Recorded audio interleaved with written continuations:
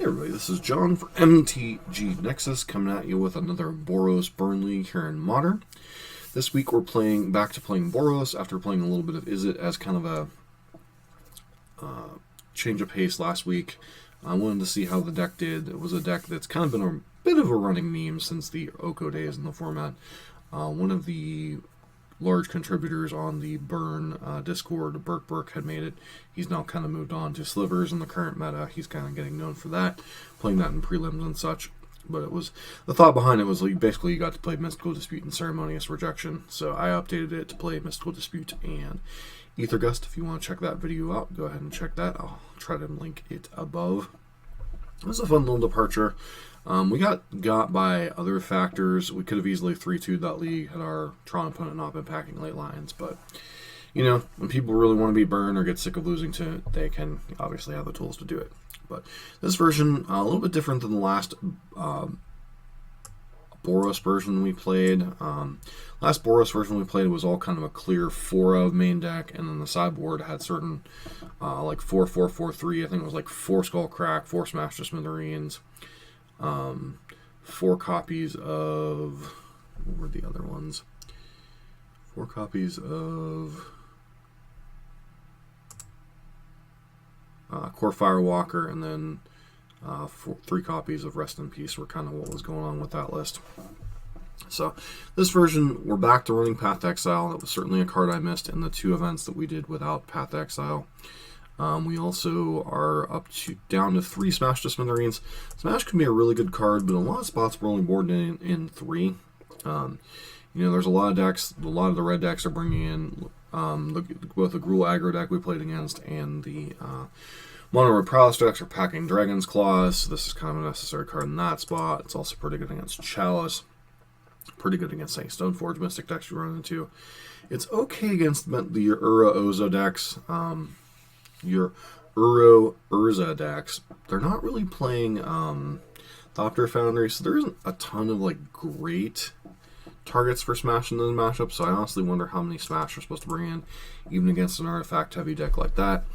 But Smash has its place in its utility. 3 Core Firewalker, because the red mirror is still a thing. You still run into the Gruul aggro deck, you still run into Mono Red Prowess, you still run into Burn. 3rd and 4th copies of Skullcrack, kind of important in some spots. Searing Blood's an interesting inclusion. I don't hate having access to a 5th Blaze-esque effect, but we'll see how much this one actually comes in. 3 copies of Rest in Peace, because, quite frankly, I hate not having tools against Dredge. That is a deck that has continued to pop up. Even in the, I think I played against it with the Jund, I've played against it with the Bant Snow League that I did the other day. So Dredge continues to pop up here and there, I guess, as people are trying to like kind of get around what some of these mid-range grindfests are doing. Dredge kind of attacks them on a different angle, kind of nullifies a lot of their advantages with like counter spells and stuff, because it really doesn't care once it resolves its like first initial discard outlet, you know.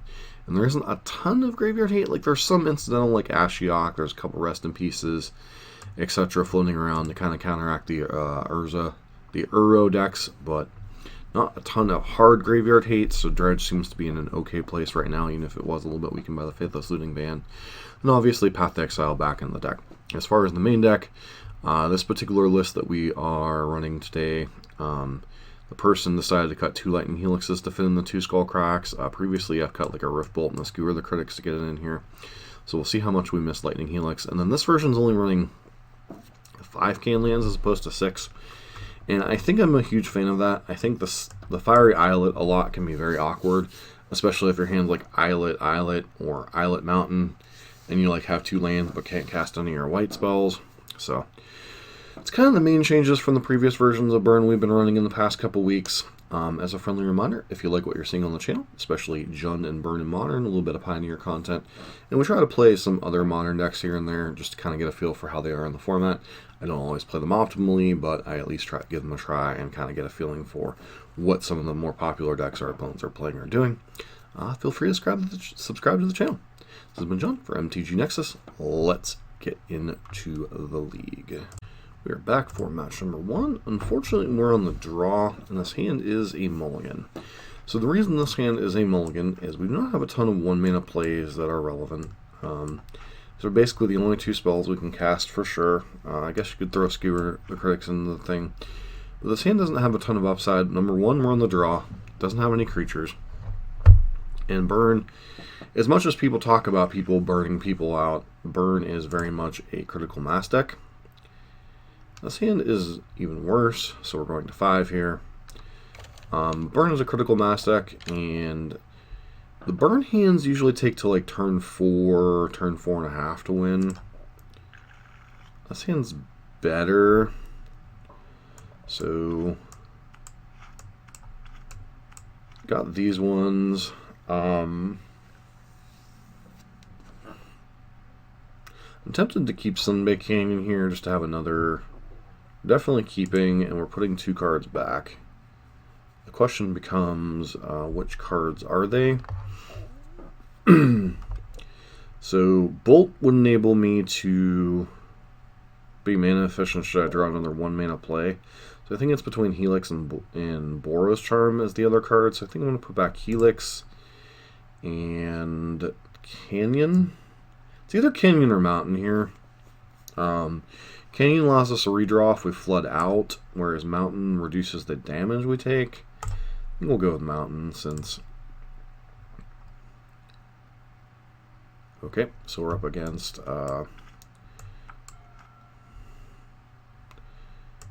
Don't know that we have too much for this matchup.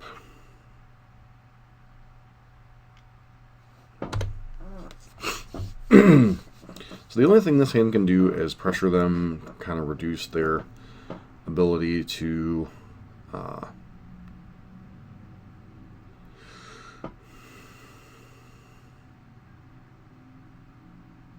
leverage Griselbrand well. So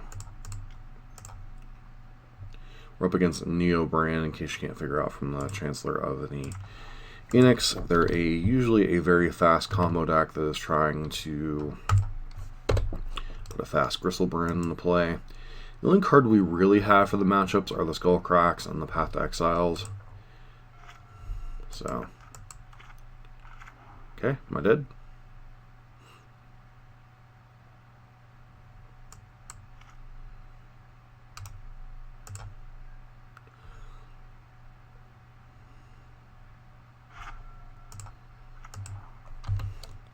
So we go ahead and do this.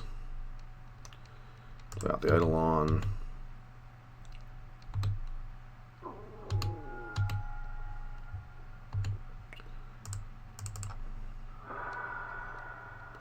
Let's grab the basic mountain here.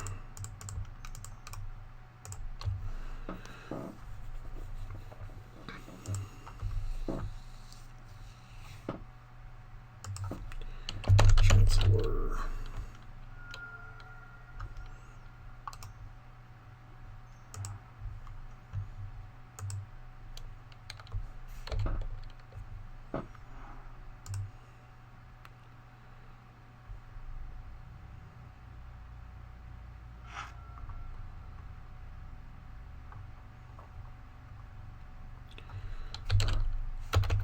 Uniform combo.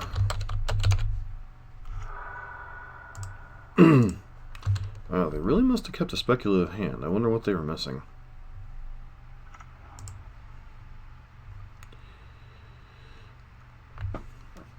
Okay, and they have Leylines of Sanctity in the sideboard. That's always fun.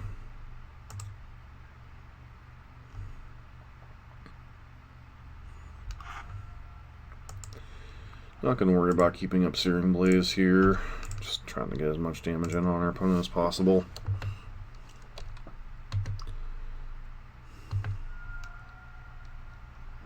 Problem is they have cards like Nourishing Shoal, which can gain them a boatload of life in a pinch.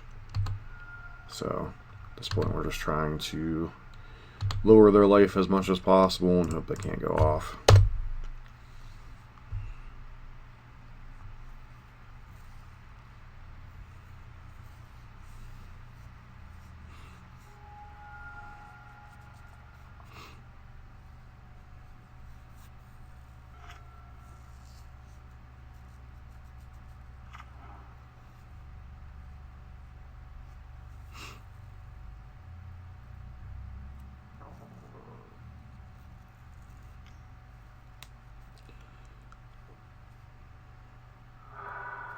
Okay, so you're probably dead then, right?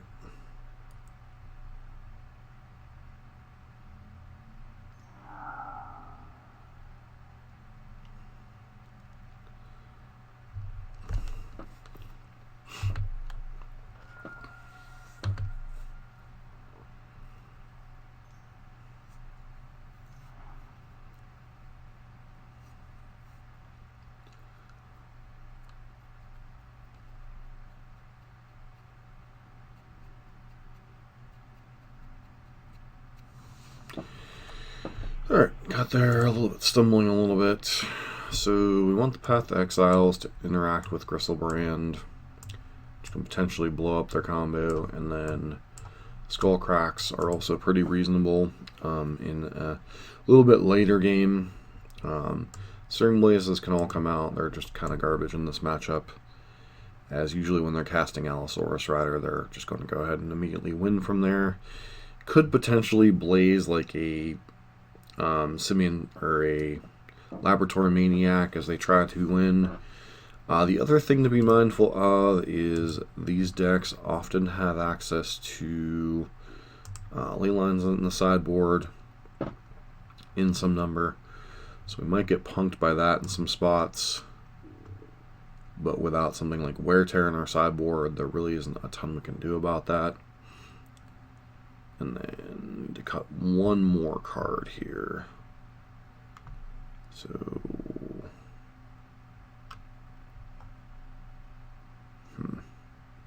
Boros Burn has some utility in some spots. There is even some consideration to bring in Core Firewalker. So the reason why you'd bring in Core Firewalker, and this is definitely far out there, so is the fact that they might lean hard into a Leyline hand and keep a garbage hand on the basis of that. So I'm going to bring in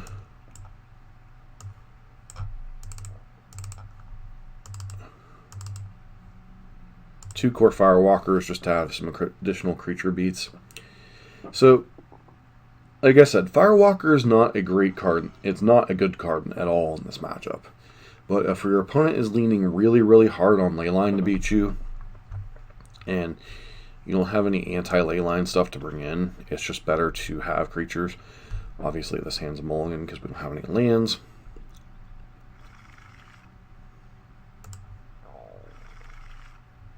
This hand's good. We have two Skull Cracks and some creatures. Probably put back... What are we putting back here?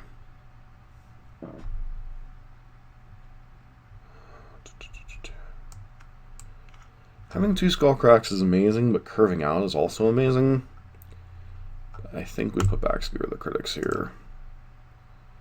Yep, there's Leyline we figured they'd have.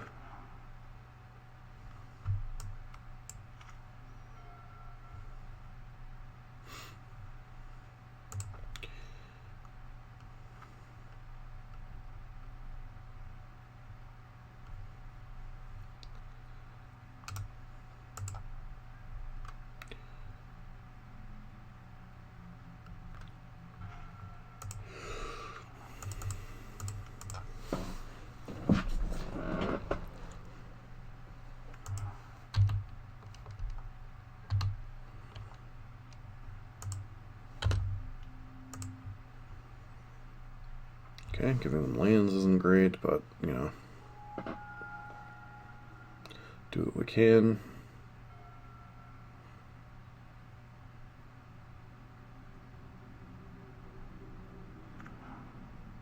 Okay. Am I dead? Nope.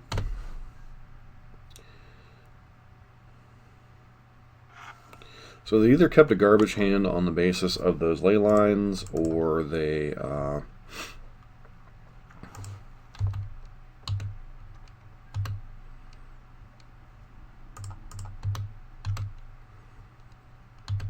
Alright, so now we're probably dead, because unless they kept a hand without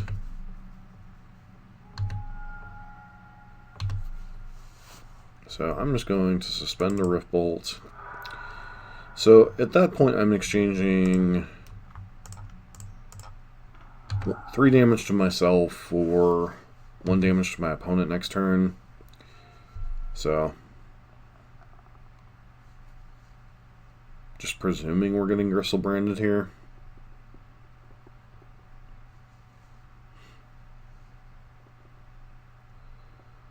Like if we untap, I really like our position from there. Although, to be fair, we also have problems beating a Gristle Brand.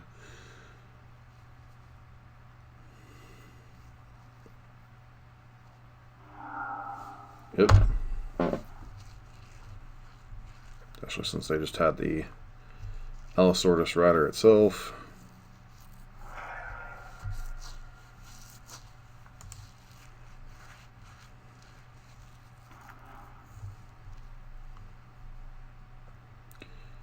Really need to draw a Path to Exile. Why are they... whatever.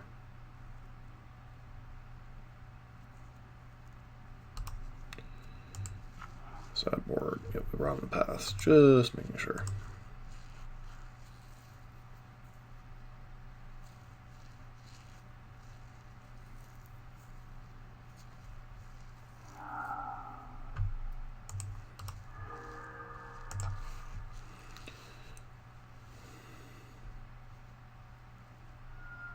Like, I really don't think they need to go all in here, but, you know.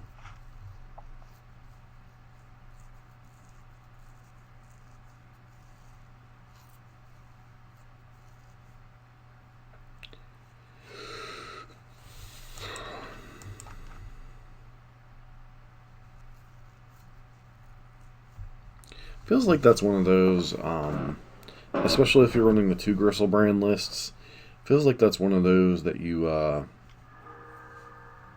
so they have Life Goes On, sure.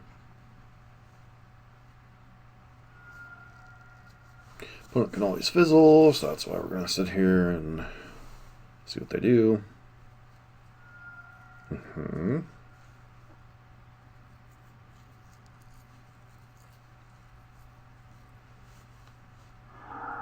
Okay.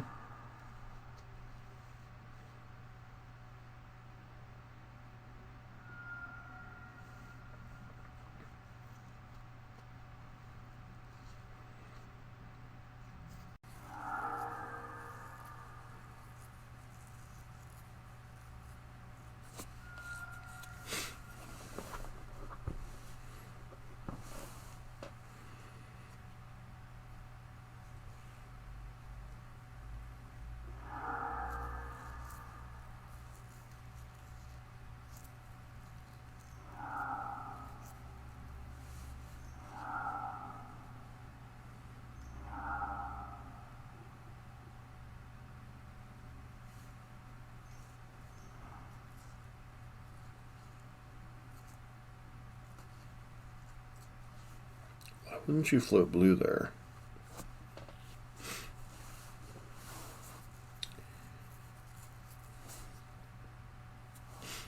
Seems kind of weird.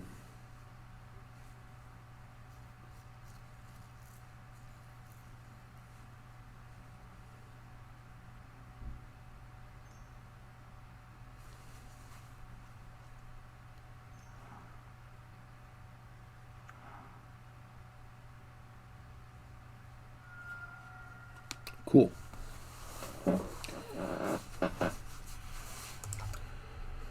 Once again, we saw they're on the leyline plan, so bringing in the 3rd Firewalker.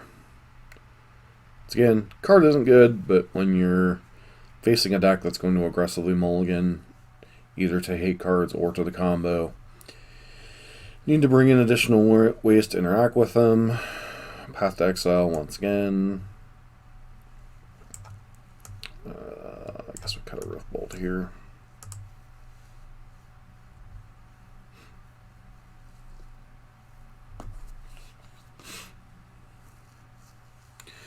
Path's obviously our best way to interact with them outside of Skullcracks, but especially on the early turns, you can't really hold up Skullcrack. I mean, we could have, but like, what are we doing at that point? Like, if they combo us, they combo us. You know, Holding up Skullcrack, you know, inhibits 2 mana for the rest of the game. Need to get on board with our Swiftspear and Goblin Guide and kind of hope to punk them out a little bit there. 4 lands, 3 spells, can't keep it, no creatures.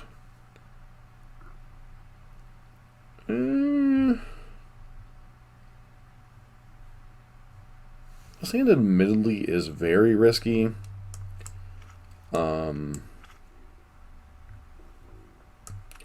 We have a lot of the cards we want. We have the Path, we have the Swiftspear, we have the Skullcrack. I think I keep this hand, hope we rip a second land at some point, and we're able to hold up Skullcrack here. But we're definitely keeping this hand, putting back the Lava Spike, because it does the least of what we're trying to do here.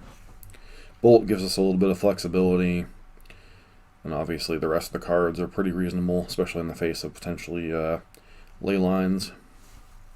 So...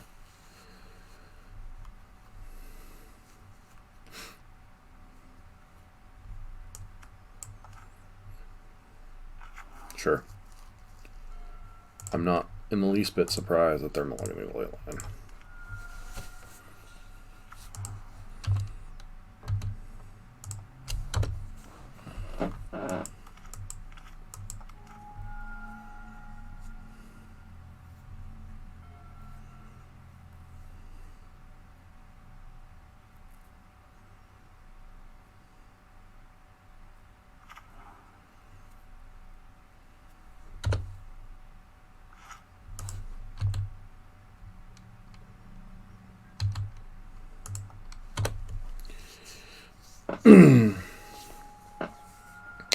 Go ahead.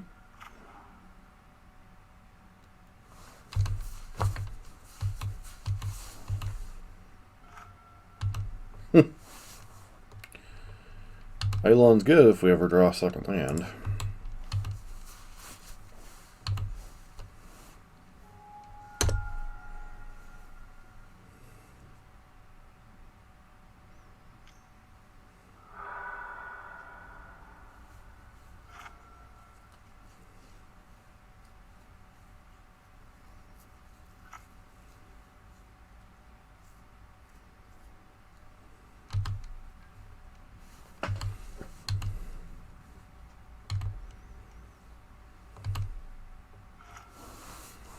Now we're in an interesting spot.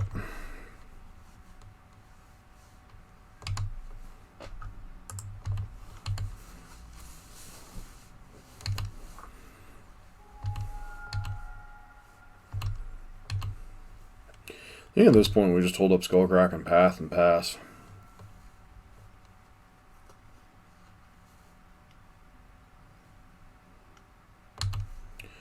Okay.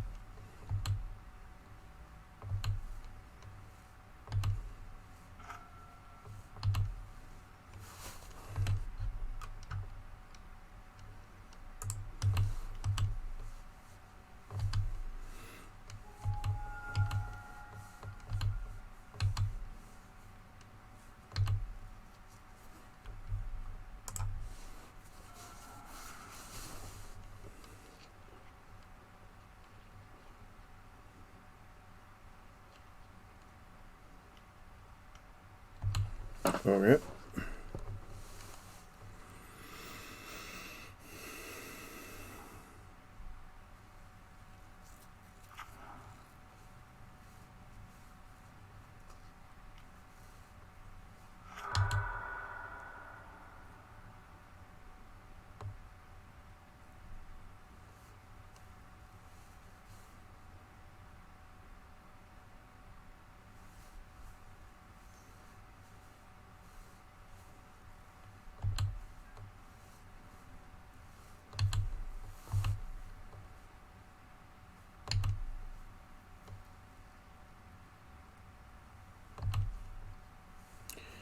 They pitch here, pitch another ley line. As we continue to hit land after land or non-land after non-land after non-land, which would normally be great, but right now it's kind of eh.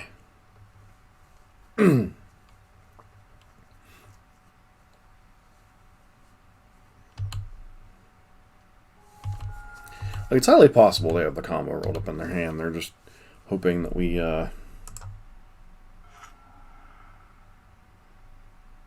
tap low for some reason.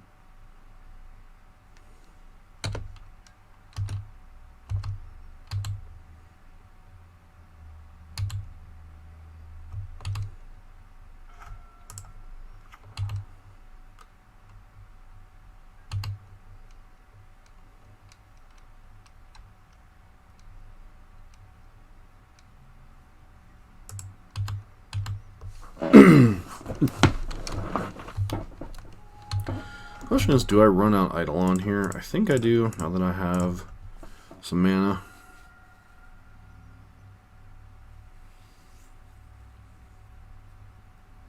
Like, I really don't care if they cast Life Goes On or Pact of Negation. Really? Okay. I wouldn't think this was a Pact of Negation matchup.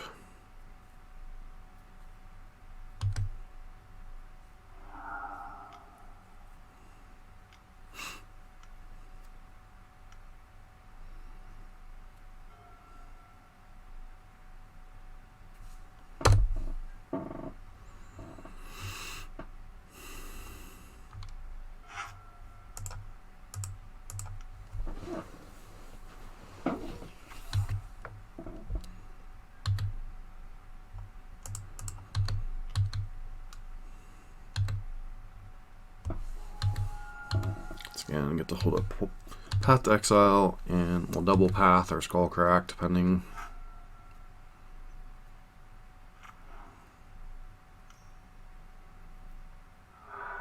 Sure.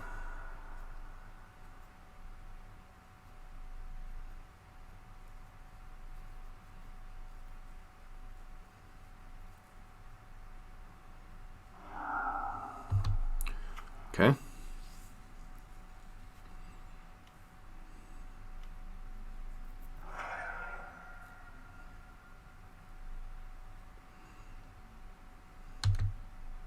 Sure. Get a Gristlebee.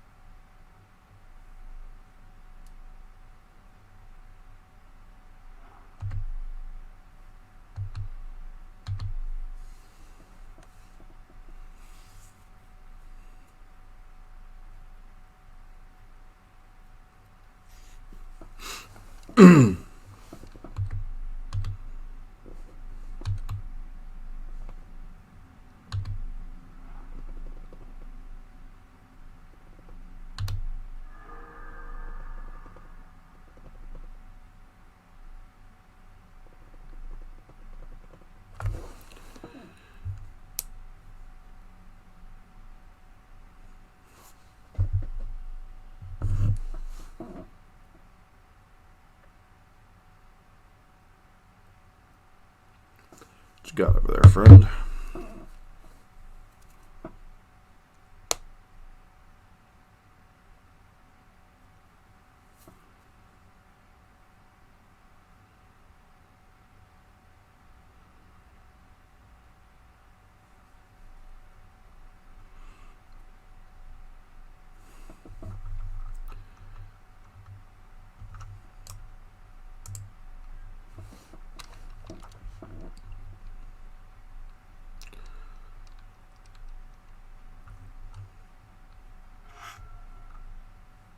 Eldritch Evolution. Let's go ahead and run that guy out.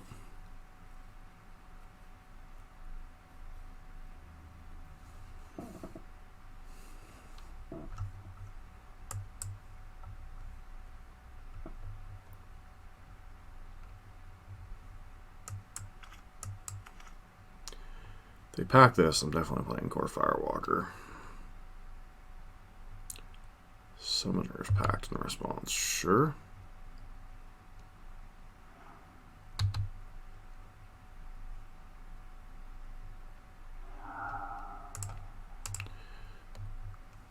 I guess I'm turning myself.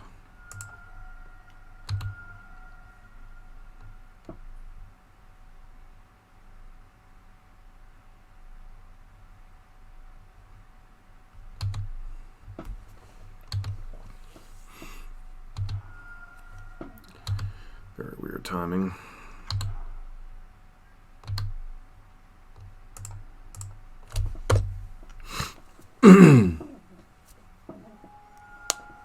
Alright, now they have to pay, go to 4. And what you got?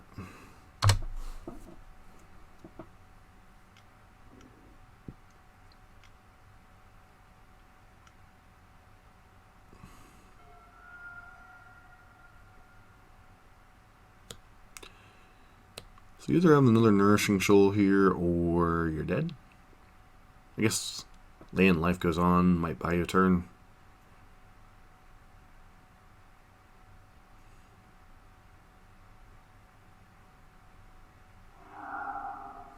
Sure.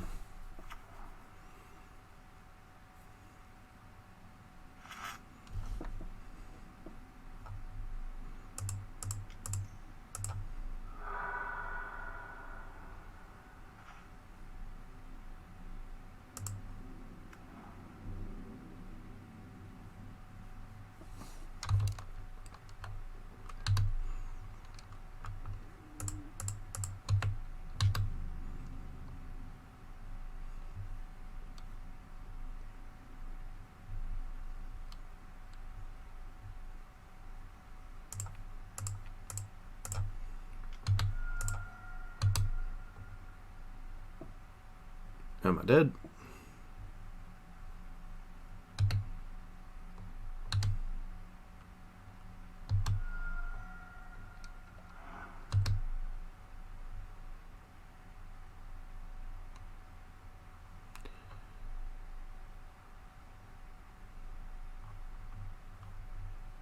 Do another Nourishing Shoal.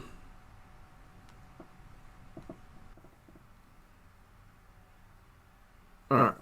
They finally decided to concede after all that. It's like, well, you know. Alright, on to the next match.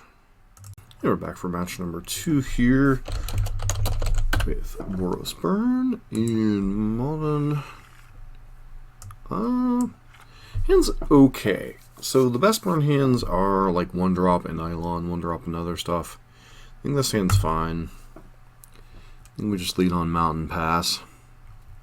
Hold up Bolt. Could spike, obviously, but on the off chance our opponent is like a Mana Dork deck, you generally want to hold a Bolt there to be able to interact with whatever they're doing. And there really is no punishment for playing spike later in the game, so. Like Mountain Pass. Okay, we're up against Eldrazi-tron, sure. This is not a great hand against Eldrazi-tron, by the way. Just saying.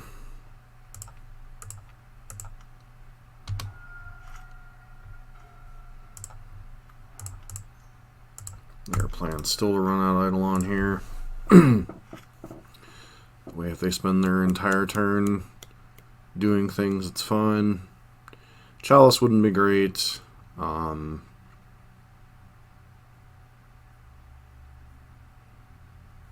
Beyond that, I'm not sure there's particularly much we care about here. Feels like a Chalice.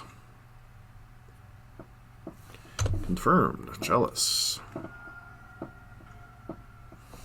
Blaze isn't terrible.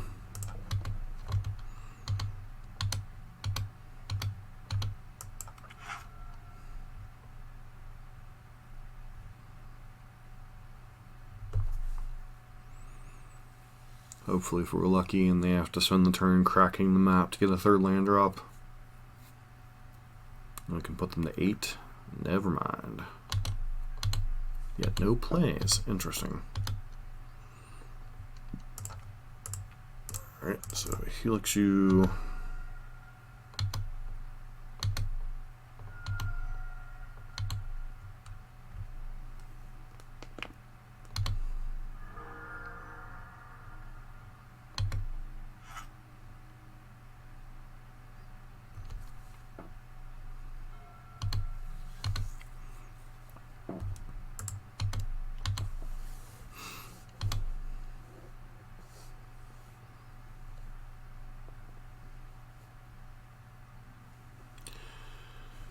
Are they considering casting Dismember here?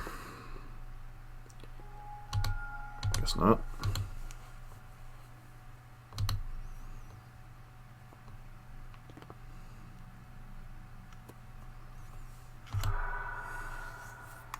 So their hand's got to be some super expensive stuff.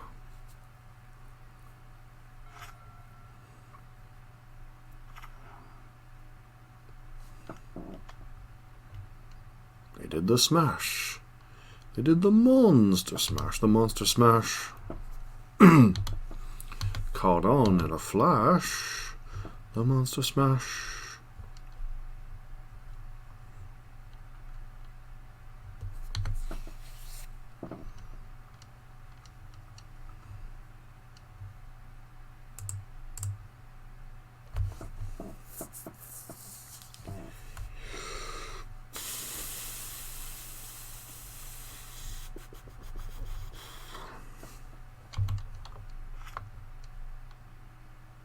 Should have skull cracked there on in the turn.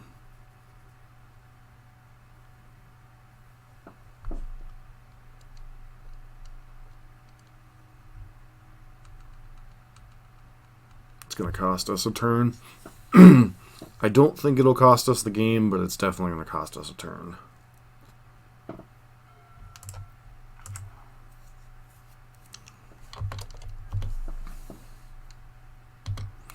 Not going to attack, just going to let them do whatever they're going to do here.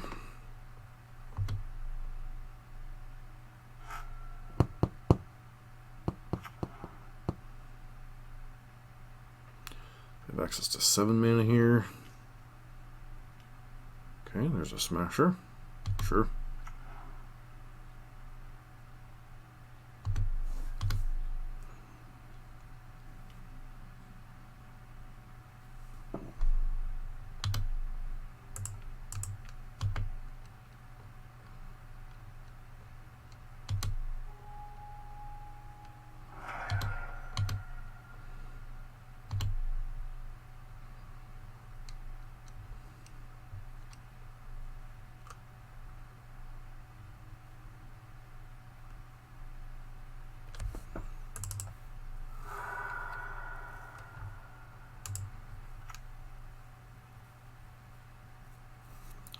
Really want to rip a land next turn that's not Inspiring Vantage.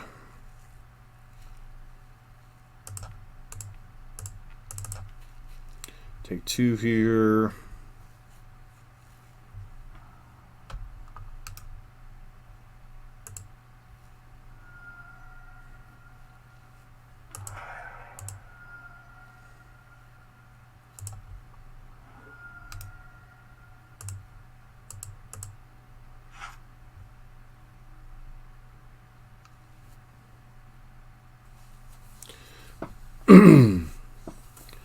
Alright, Riftbolt is reasonable here. Yeah, it should be dead right now. If we wouldn't have put it with not casting Skullcrack at end of turn.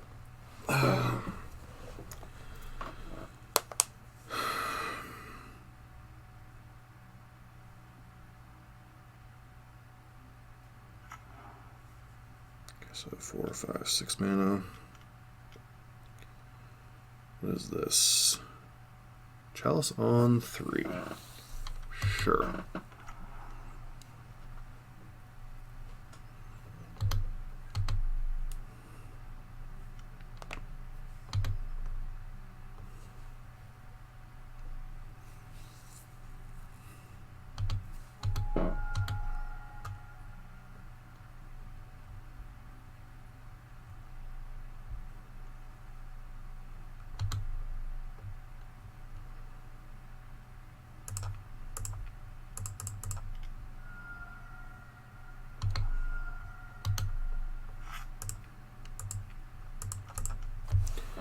Let's just end this game.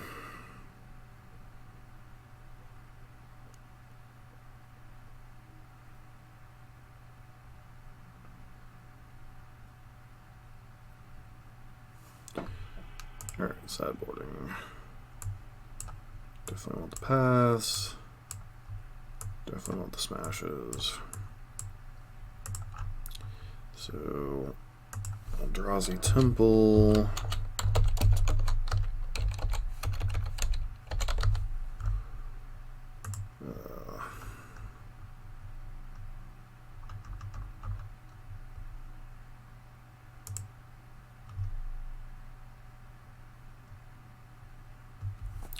Is there anything that makes me want to bring in additional copies of Skullcrack? Coil Engine. Surprised there's not a Basilisk color floating around on some of these sideboards. Cards we don't want. Eidolon's not fantastic. And Searing Blaze is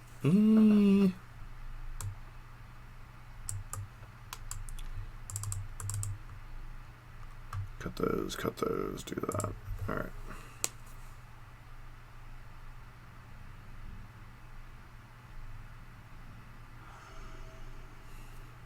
This is generally not a fantastic matchup, but it's certainly winnable.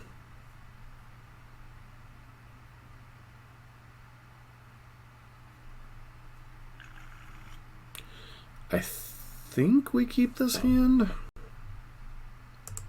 Like, it's not great by any means, but we can generally get at least one of the spikes out of our hand. Okay, so they kept 6 with a no map. It's kind of terrifying.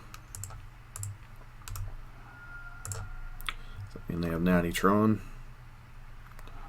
Looks like they might have Natty Tron with a Chalice on 1 kicker. Alright.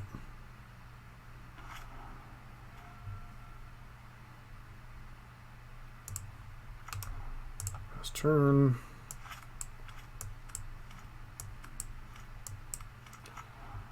Okay.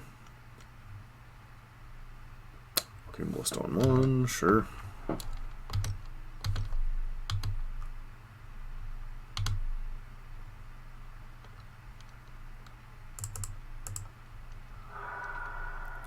supposed to fire off Skullcrack here.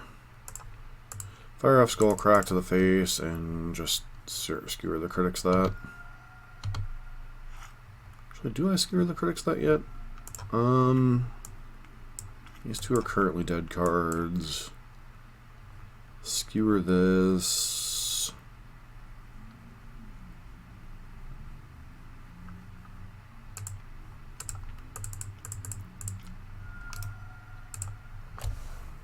If they untap with a land and don't have something like a Thought Knot Seer, they can't really do much. Once again, could be wrong, but I don't think we're winning this game anyway, just the way things have developed.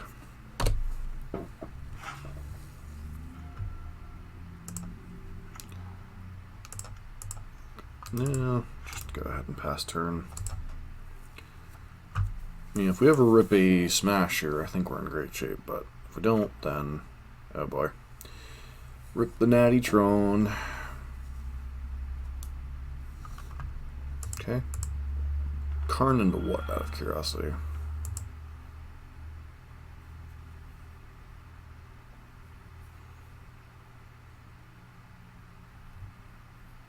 Basilisk color, sure. That you can't cast.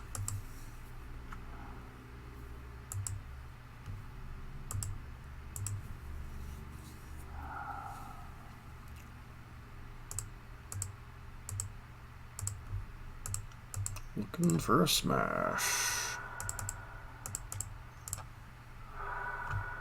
Instead, I get all 1-drops. Yay! 1-drops. Wonder if they realize they can't cast the Basilisk Collar yet. Wormcoil Engine? Yeah, Wormcoil Engine's probably game. Mm-hmm. Yep.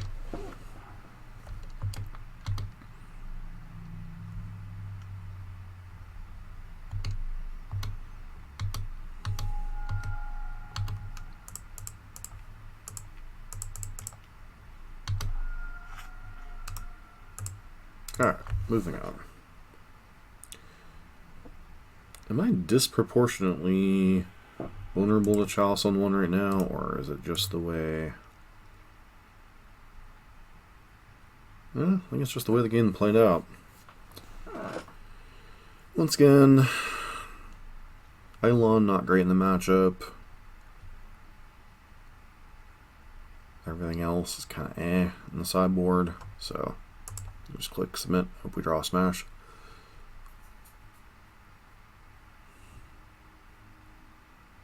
Or we have a 1-drop draw that can overwhelm them on the play.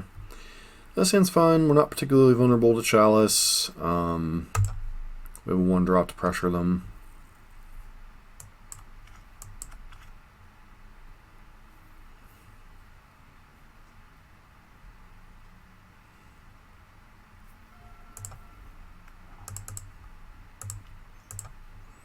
Downside is this is a deck that can really take advantage of Goblin Guide's triggers. I guess when they're handling a basic waste, not so much.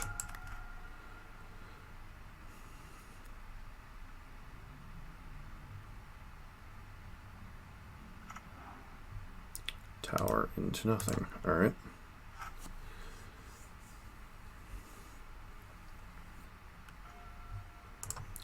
Alright, that's a pretty good draw.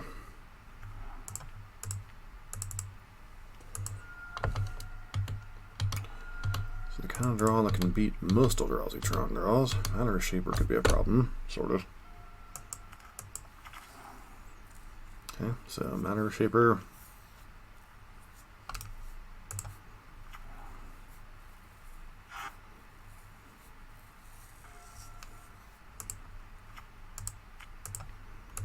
Cast, hopefully we don't have another Matter Shaper. Ghost Core is annoying, but kind of whatever.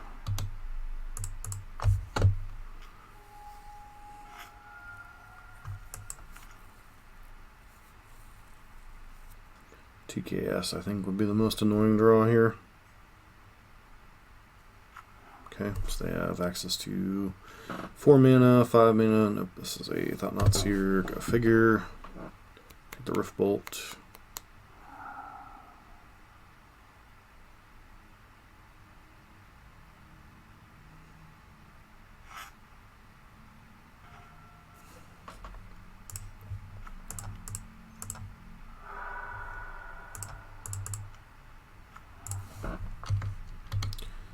Attack in here, get them the trigger, they have their Thought-Knot Seer.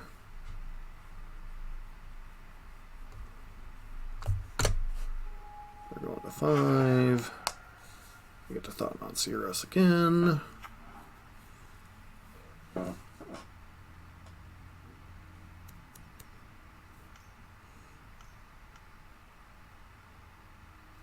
Ugin, sure.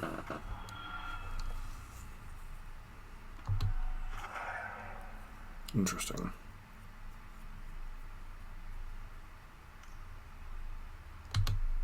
Yep.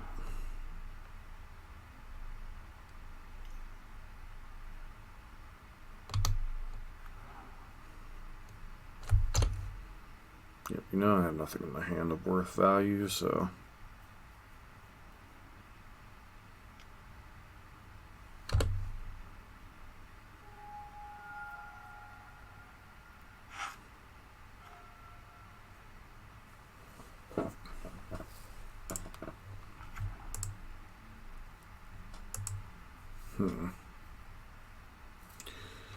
I think we just passed the turn here. Well, I guess I can cast most things here, so Let's just pass this down.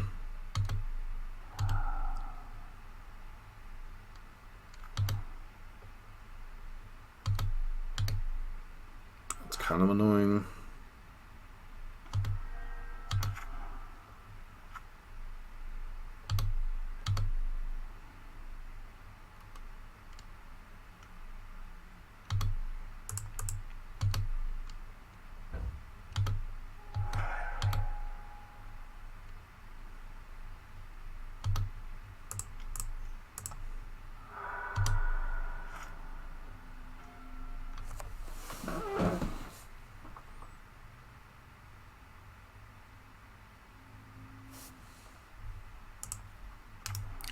That's a really hard pill to swallow.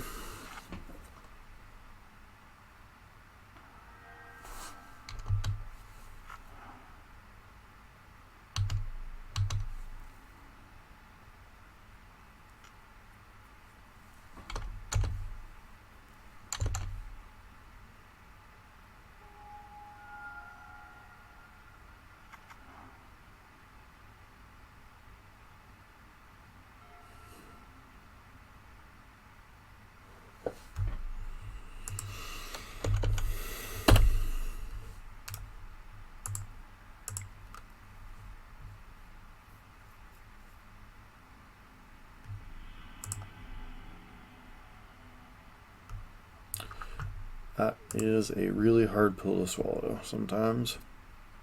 Alright, on to the next match. Okay, we're back for match number 3 here. Unfortunately, we're on the draw. And still pretty reasonable in the draw. Swiss Spear into a bunch of spells here, so about as good as you can get on the draw. Maybe one last land, one more spell. And it looks like we're up against humans. Okie dokie.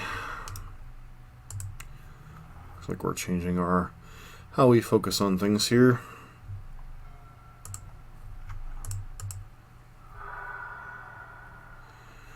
Let's grab a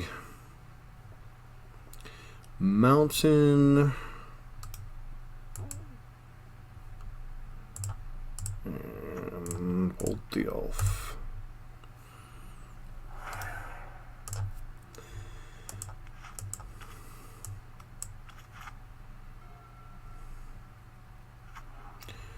Okay.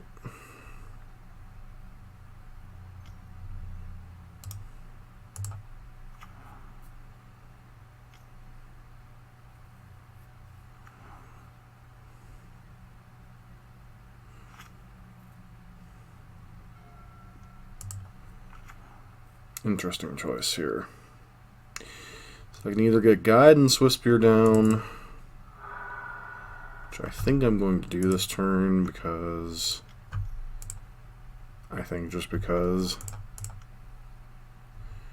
it's like basically a free shot this turn, so may as well. That way we can leverage our claim territory. At this point, killing the Hierarch isn't going to make a ton of difference because they're going to have basically have all the mana in the world the next turn or two. So they're going to be able to play out the majority of their hand. It just depends on what the substance in their hand is.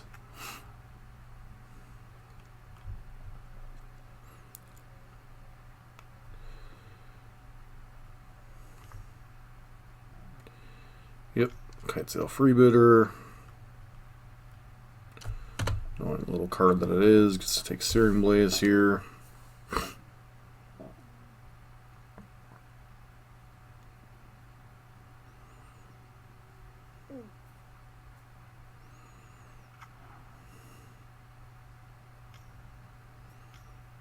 And there's Meddling Mage, or Thalya's Lieutenant. Yep, naming Boros Charm.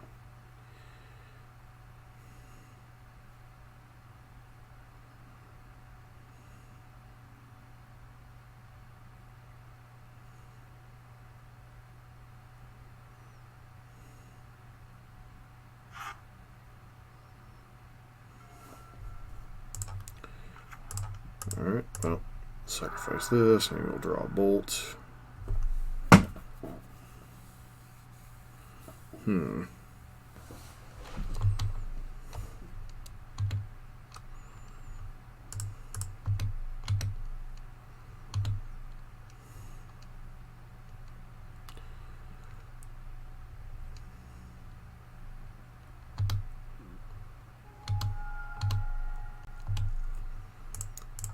This opportunity to kill your dude.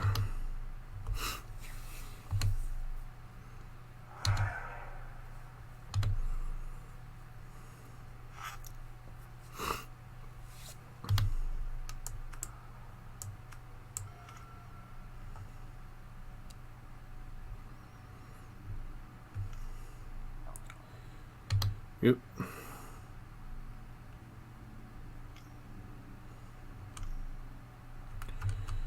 The meddling mage is extremely annoying.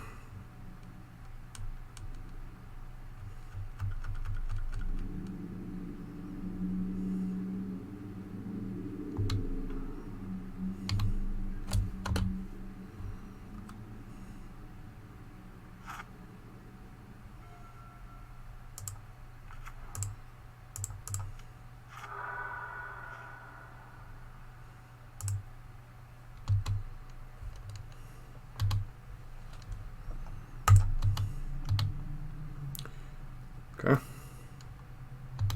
Jiminy Jehoshaphat. Don't tell me you have Athalia's lieutenant to boot. Alright, well. Moving on to the next game.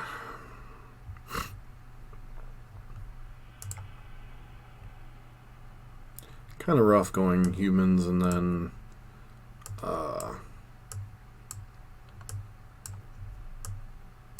whatchamacallit, back to back. Humans and Etron back to back. Two kind of rough creature-ish matchups. So we board out Eidolons against Ether Vial decks generally. Not that great of a card, and then can board out probably a couple copies of Boros Charm in this spot.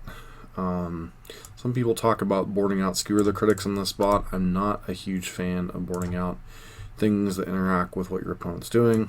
Skullcrack here, this is specifically because of Auriok Champion.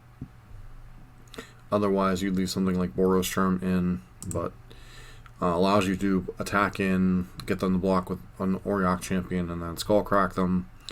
The way that works is it removes the prevention of claws and allows you to kill Auriok Champion. This hand is rough.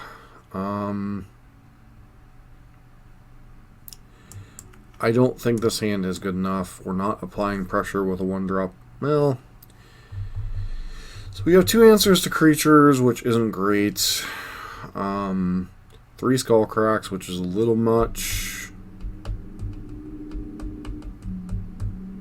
I think with this hand is close, but I think this hand just gets us killed.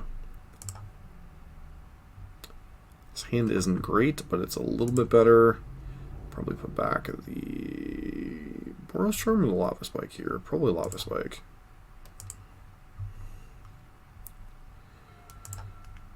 Once again, fetching Mountain because damage we take does matter in this spot.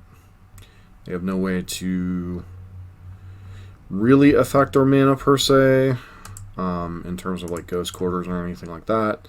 So while you want to get a firm mana base, you also don't want to deal yourself unnecessary damage in effectively erasing matchup.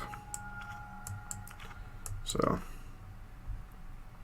it's possible I should have actually held on to the Lava Spike in case they go like this in the Ether Vial this turn. So that's exactly what they're doing, because now we're effectively wasting a mana for a turn. So I mean, we do get to hold up Bolt here, but we are losing like a little bit of value in terms of damage. Is there any consideration to bolting here for an extra 4 damage?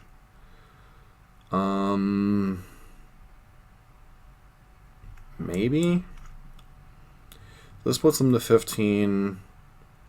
I don't think 15 and 11 are reasonable enough to... We're definitely going to bolt probably sometime during this turn cycle. Hopefully they give us a creature to bolt.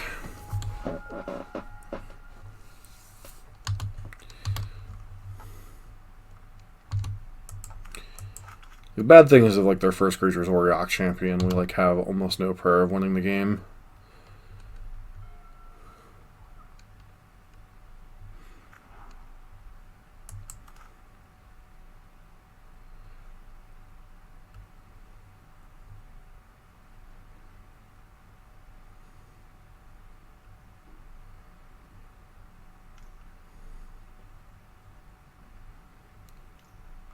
Alright, so that looks like a Thalia.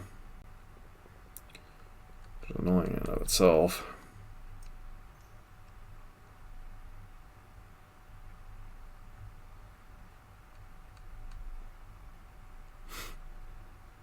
Thalia's Lieutenant. Interesting.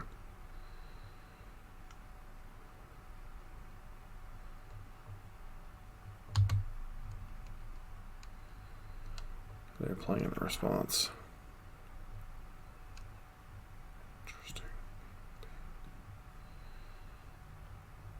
Okay, let the counters resolve.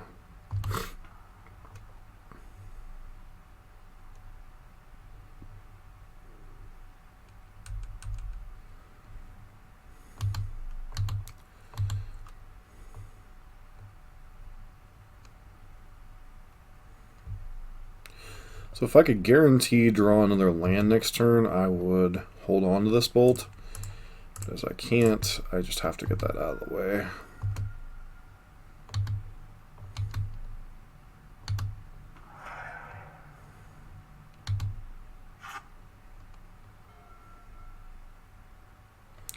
So now there's actually some consideration to holding this Inspiring Vantage, and I think I'm actually going to do just that.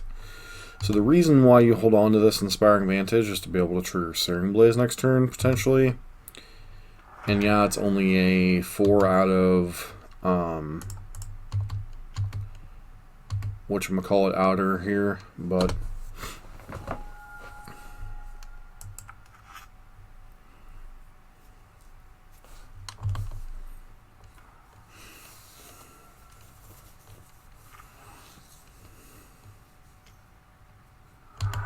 Wow, what is their hand?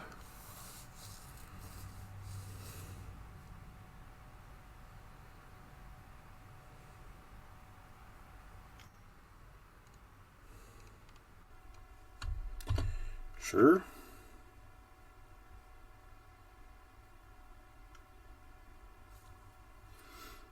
Dog as Lieutenant, maybe? That Meddling Mage. Naming... what? Searing Blaze. Sure.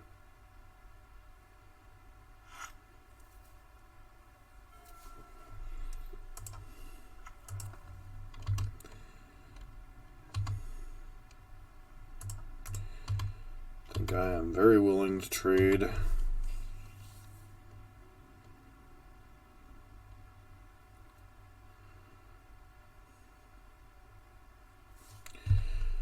Okie dokie.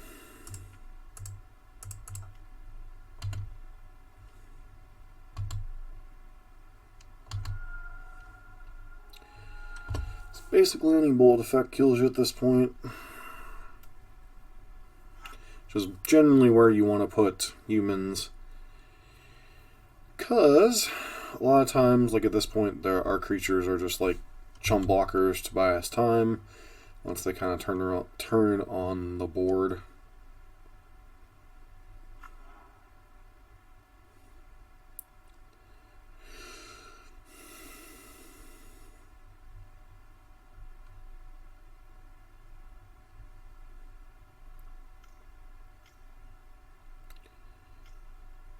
Okay, Reflector Mage.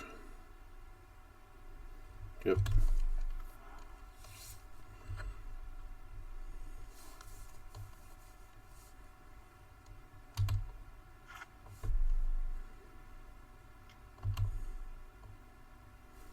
Thalia's Lieutenant. Yep.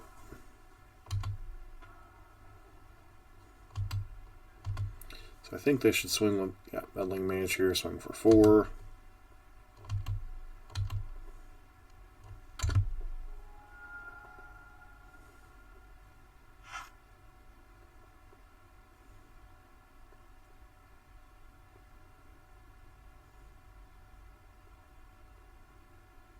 Okay.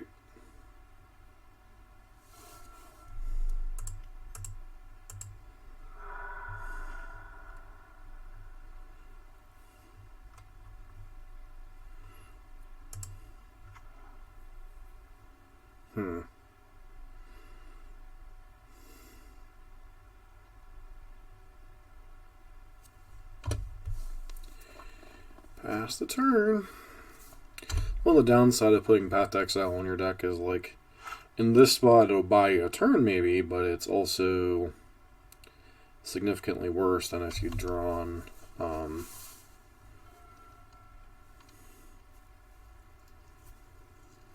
burn spell here, like, say, Phantasmal Image, copying, Reflector Mage, yep.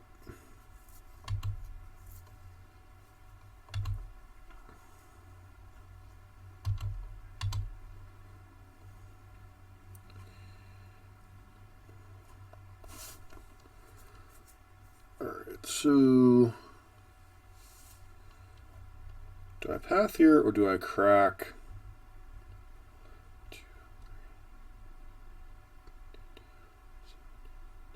Just take the damage and see what happens.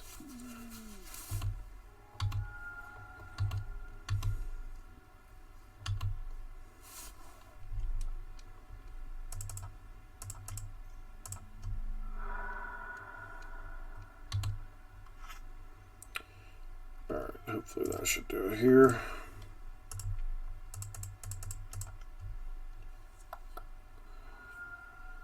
Alright, got there in game 2. Problem is we now have to try to win game 3.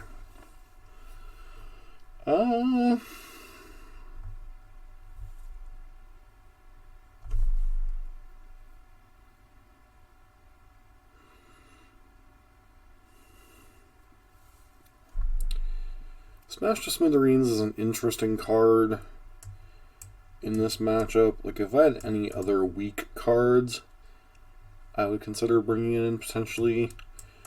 But I have gotten caught, obviously, with Smash to Smithereens in, like, aggressive matchups. Like, I had it against, I forget what the matchup was, but if it was, like, any other card, we would have been fine, but once again, this hand is a complete trap. This matchup, yes, you can answer their first couple of creatures, but with either no creatures of your own or none of your 2-for-1s like Searing Blood or Searing Blaze, you're effectively trading resources that you need to be going to their face. So this hand's a mulligan. This hand is better, but also worse. I think this hand, despite being a gamble, is a keep.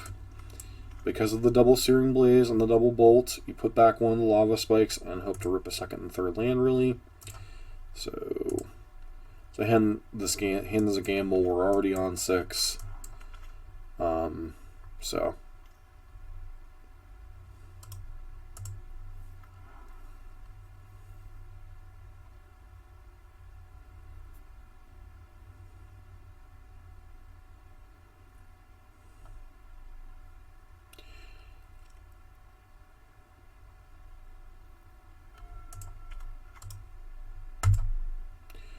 fast turn with the bolts. Will likely be bolting the Champion of the Parish, but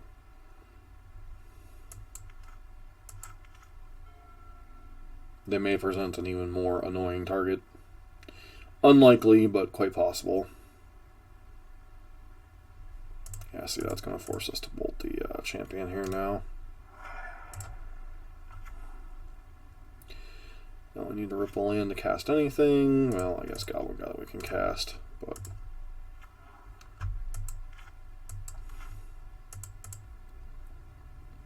and like I said, this hand was a gamble, and it looks like it may not pay off.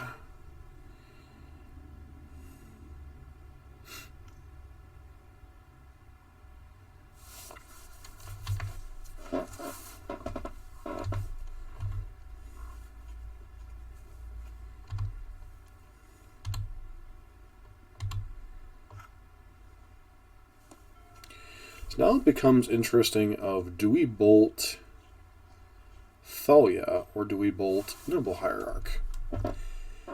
I think I'm actually supposed to bolt Noble Hierarch here and kind of stump them on mana a little bit. Like I said, this game doesn't favor us. Maybe I'm just supposed to hit Thalia there and try to race, especially since they go ahead and rip the third land anyway. So this looks like, yep, this rider.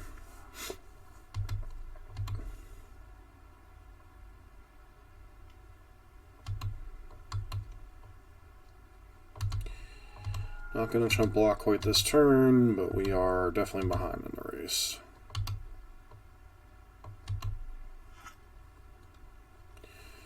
Alright, land is good.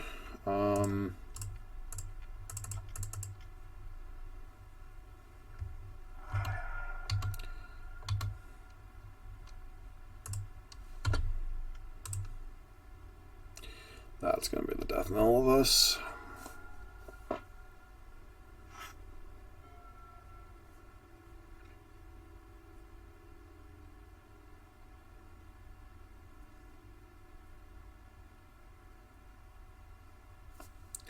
Need to rip path pretty much right away to answer that.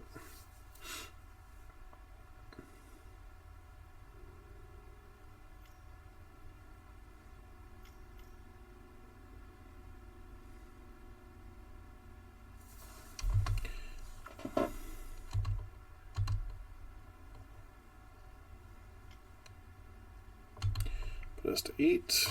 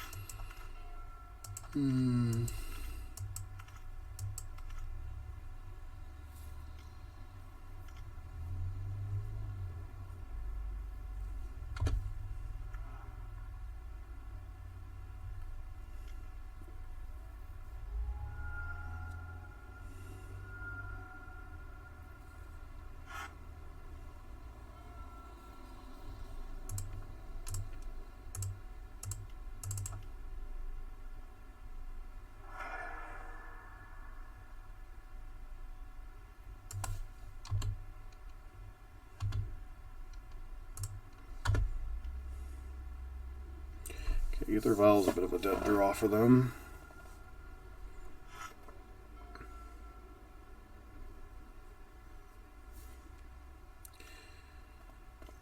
Now they're required to get Oriok Champion out there.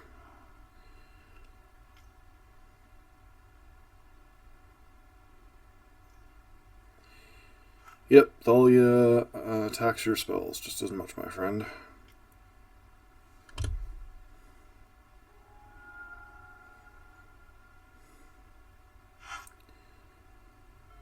That's an interesting one.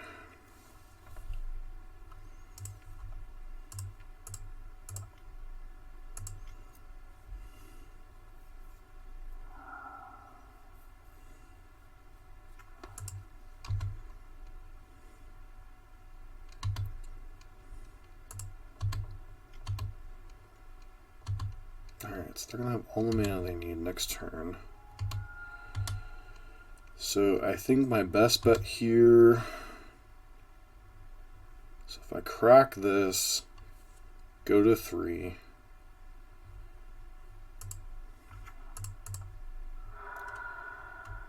That gives me the best chance to sneak this one out.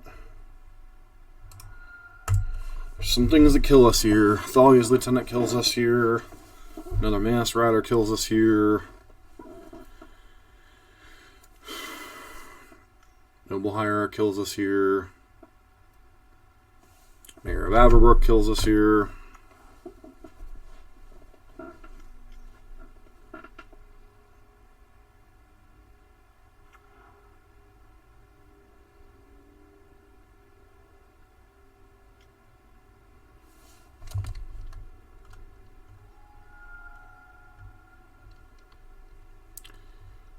Alright, so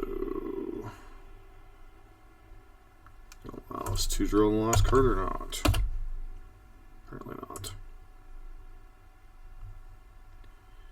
think that gave us our best shot to try to win there.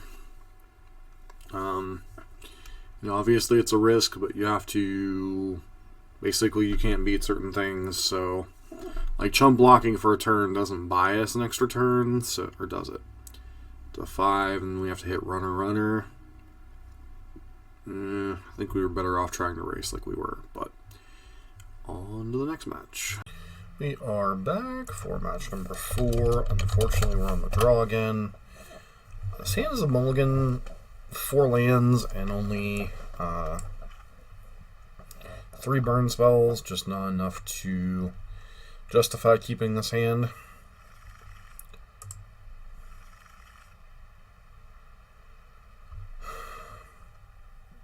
We're already on 6.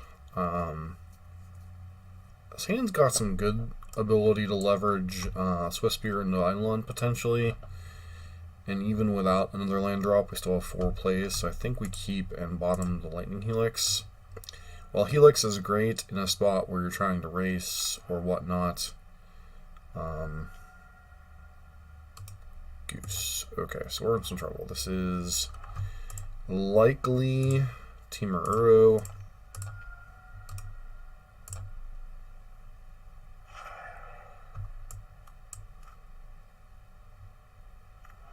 Okay.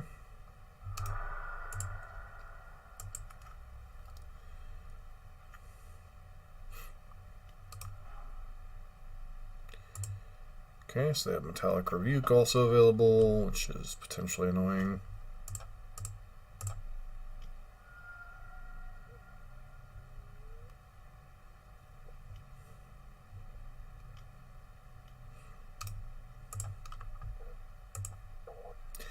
Nope.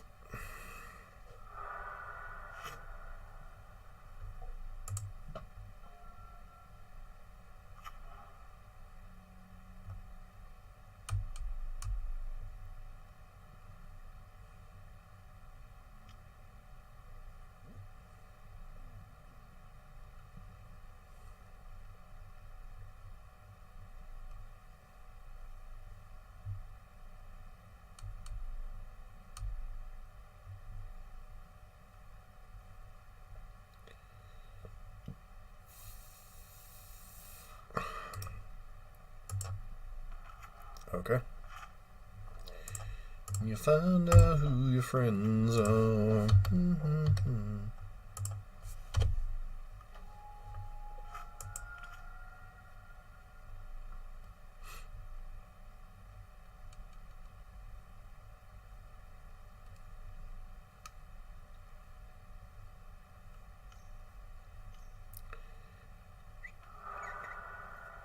Sure.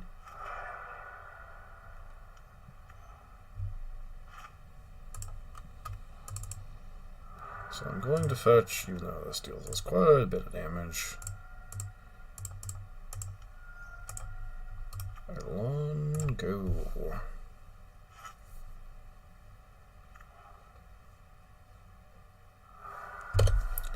And then we're going to get Urzut, and then we're going to hate our lives and move on.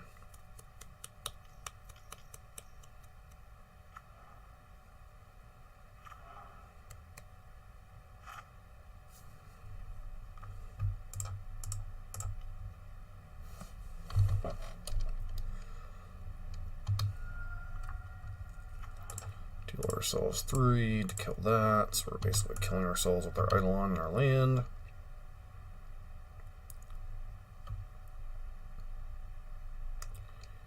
They could potentially have Metallic Rebuke here, I guess.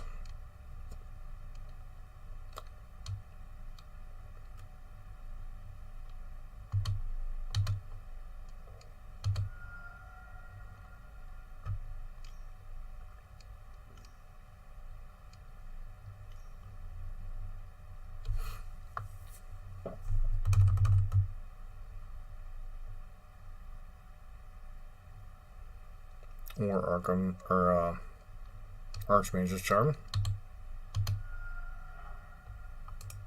Great.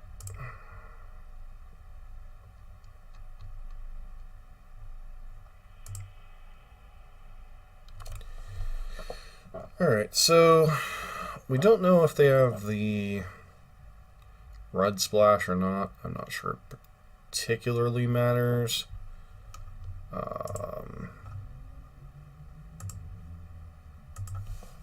There's a High Artificer.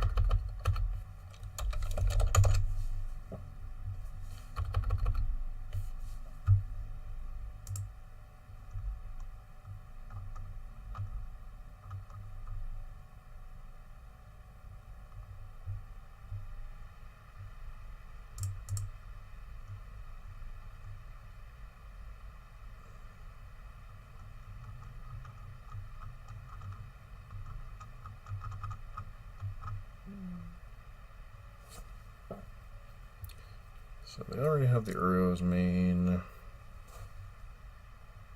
Ether Gusts are a possibility. There's no other artifacts that we actually particularly care about.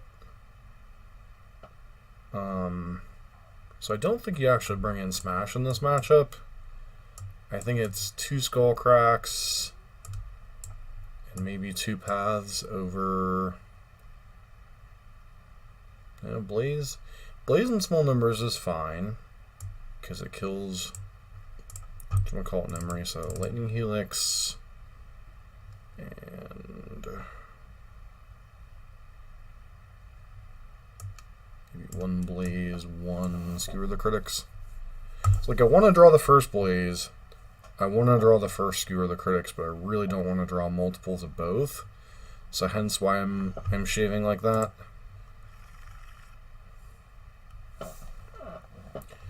This hand's a risk, much like last hand when you draw a second land. I still think it leverages enough spells early on to do the thing.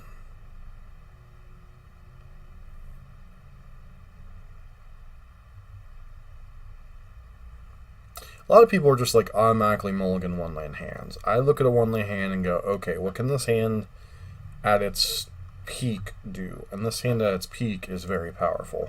1 drop into potentially 2 spells into unloading the rest of your hand. Like even Goblin Guide into Bolt Your Goose, Suspend Rift Bolt, and then untap Lava Spike Boros Charm. So you can, like if you hit land, you're doing potentially 2, 4, 6, 9, 12, 15, 19 points of damage. So you could potentially kill on 3 if they deal any damage and somehow don't gain life. Like I said, obviously that's ideal circumstances, but it's still worth taking a look at the hand and going, okay, what does this hand do on its top end here?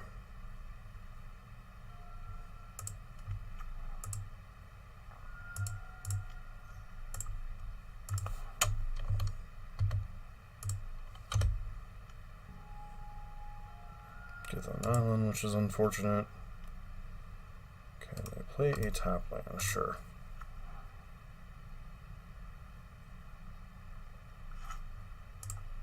Alright, not the ideal draw for us, but it's fine.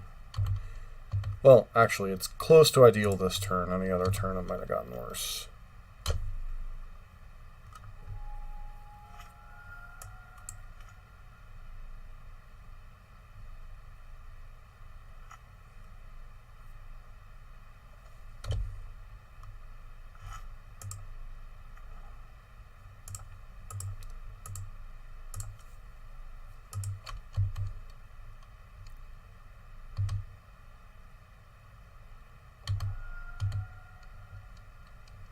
What kind of hand did they keep?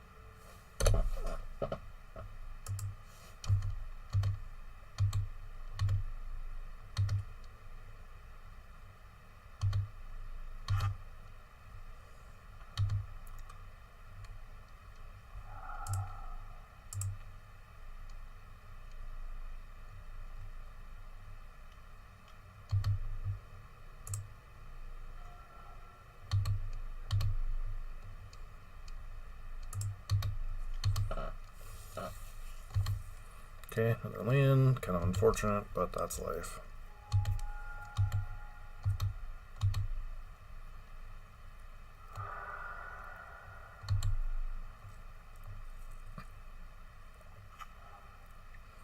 I'm gonna hold up Skullcrack here in case they arrow us.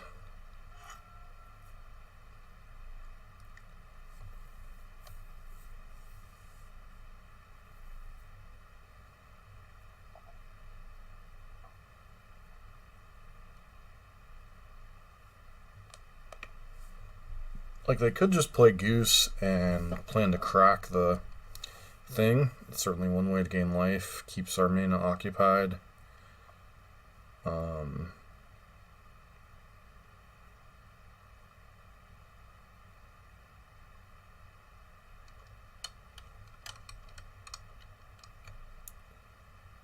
Yep.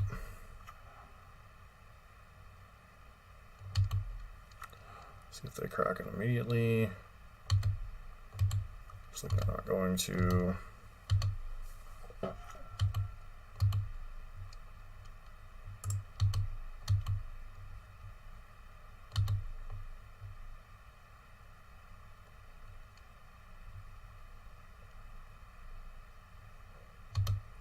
Sure.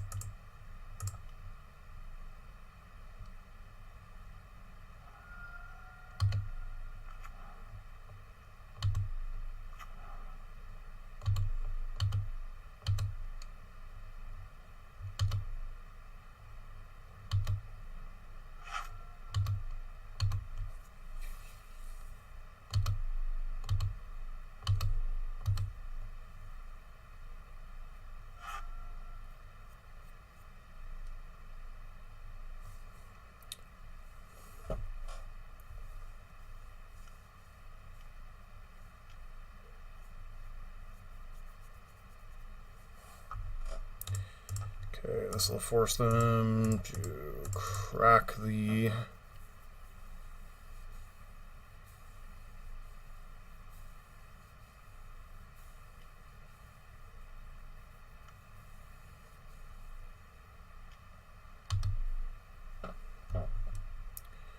Oop.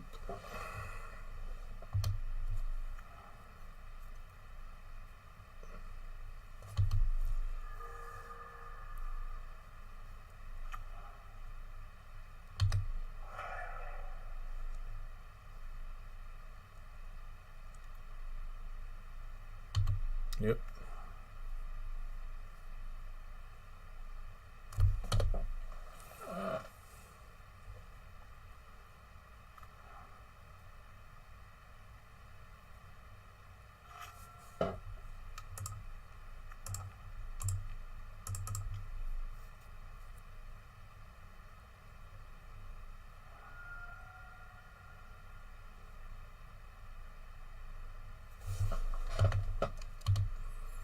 Awkward again.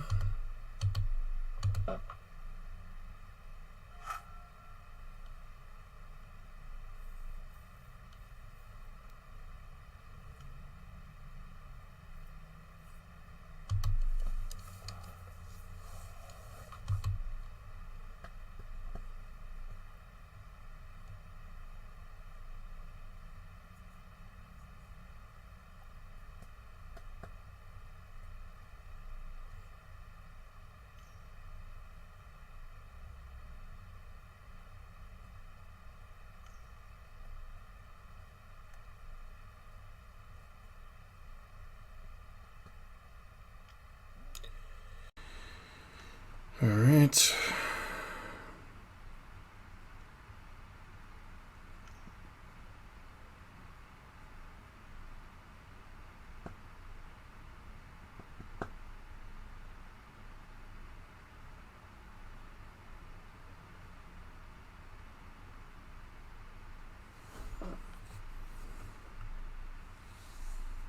So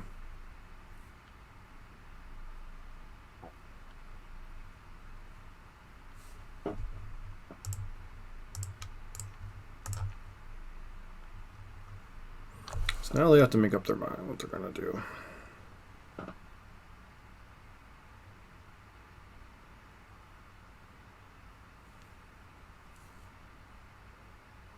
So I'm pathing here to force them to decide what they're going to do with Urza.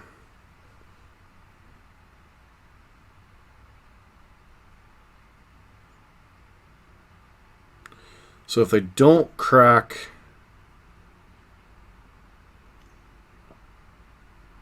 Looks like they're going to do.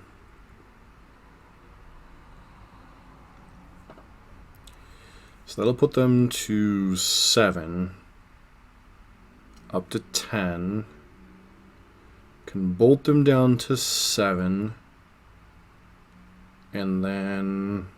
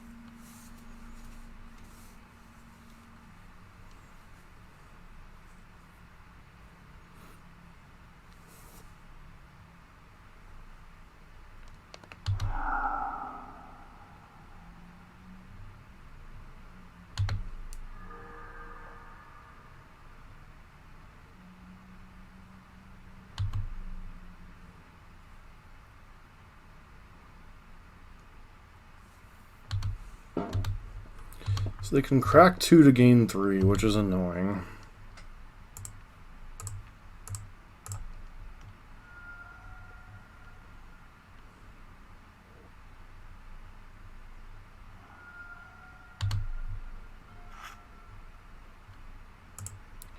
That's obviously not an ideal draw, but...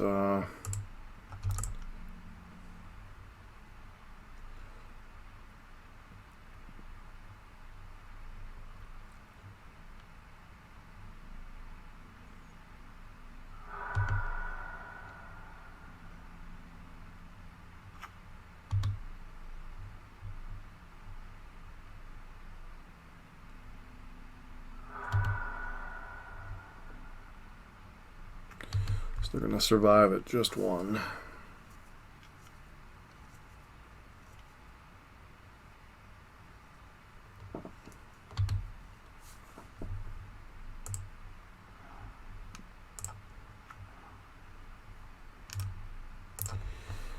Alright, and they still haven't cracked the life gain thing, which is extremely annoying.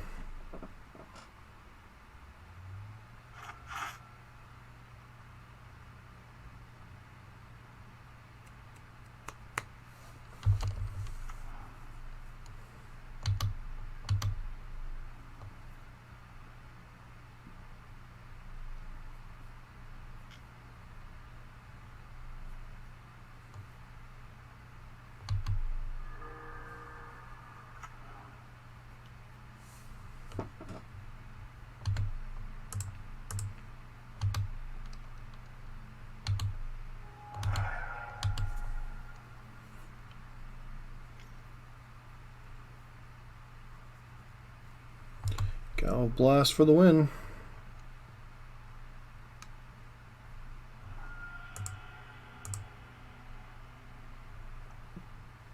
Yep, 6 damage wouldn't have been enough even if we could have cast both these spells. Alright, on to the next one. Yeah, we're back for match number 5. We are on the draw again, unfortunately. This hand's a keep. Once again, we're gambling on the 1-lander. I think with the 2 1-drops plus the potential 3 other 1-drop spells, this hand's fine. Once again, depends on what we're up against, etc. I'm getting so tired of seeing Snowland into Arkham's Astrolabe.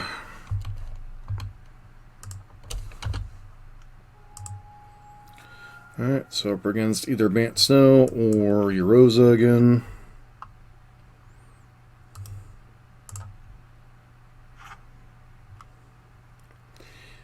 Alright, lands a nice draw here.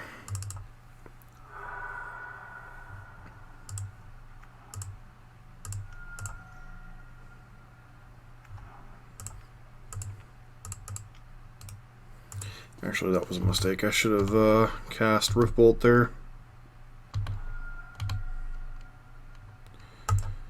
So we're likely staring down the barrel of a Coatl here.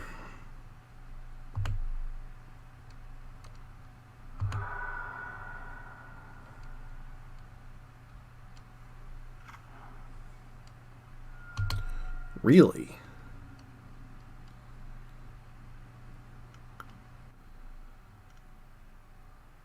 Oh, Norse. Alright, so we're staring down 4 collective, or 5 collective. Alright. This deck is not a fantastic matchup, depending on the build they're on. The problem becomes is they have multiple Lightning Helixes, multiple Kaya's Guiles.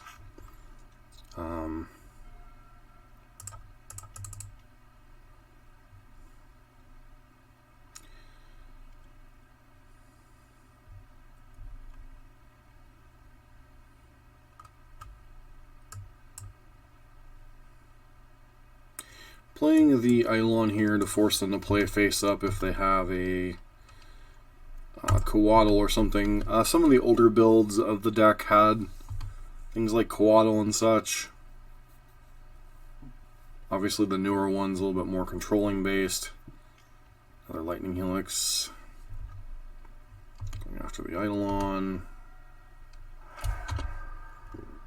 This is just too much life gain to overcome right now.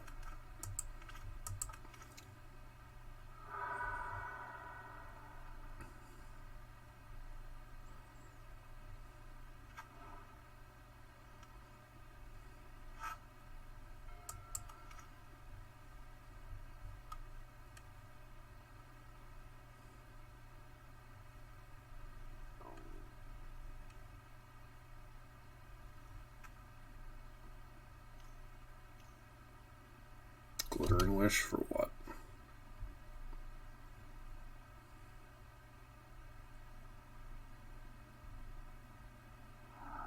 Good lord.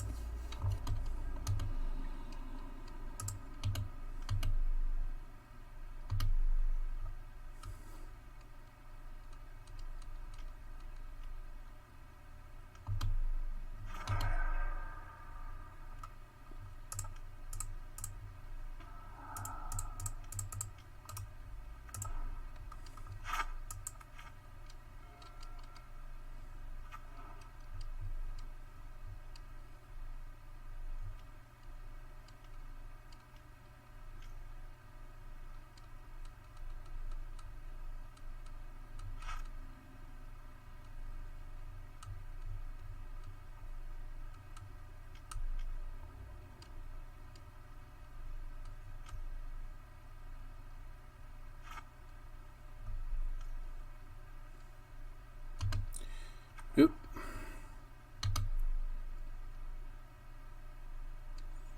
Another Lightning Helix.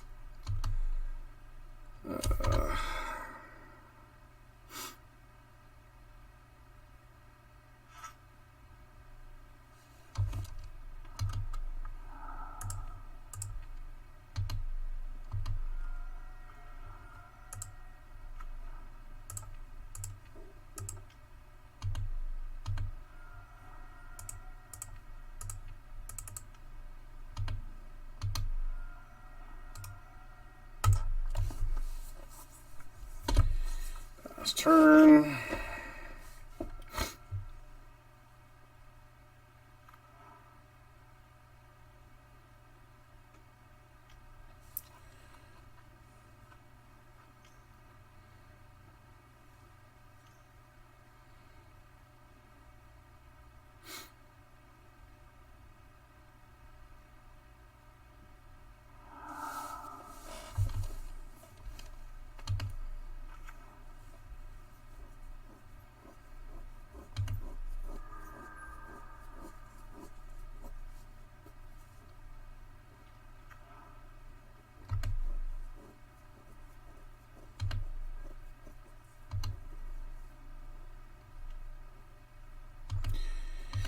And Helix to the face means we effectively can only cast one spell, so we're dead.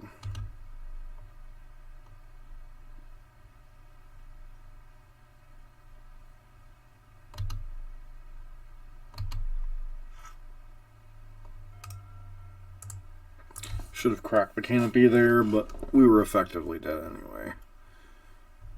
So we draw Boros Charm. So if I would have cracked that, drawn the Boros Charm here.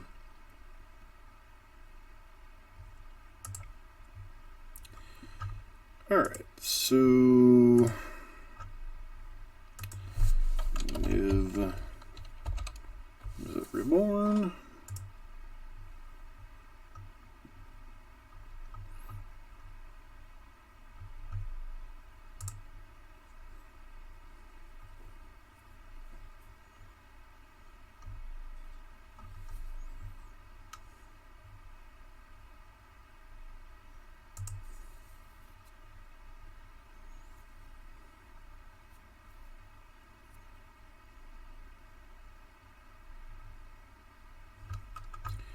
Definitely want to bring in the Skull Cracks.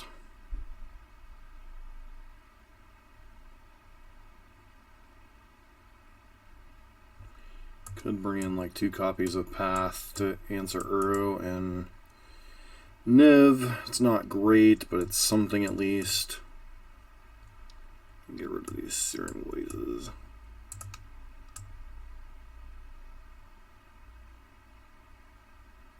Could also consider bringing in like Rest in Peace, but really that only answers the back half of Uro, which obviously can be relevant, but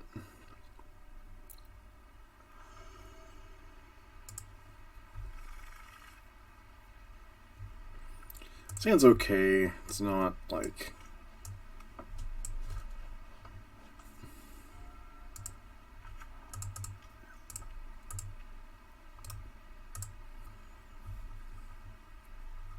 super exciting.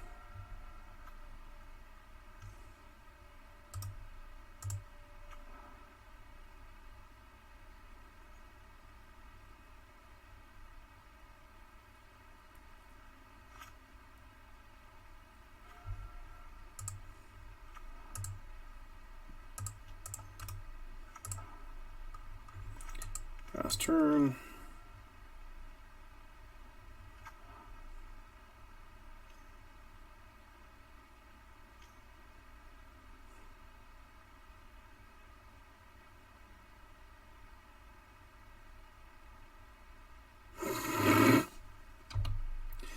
Yep.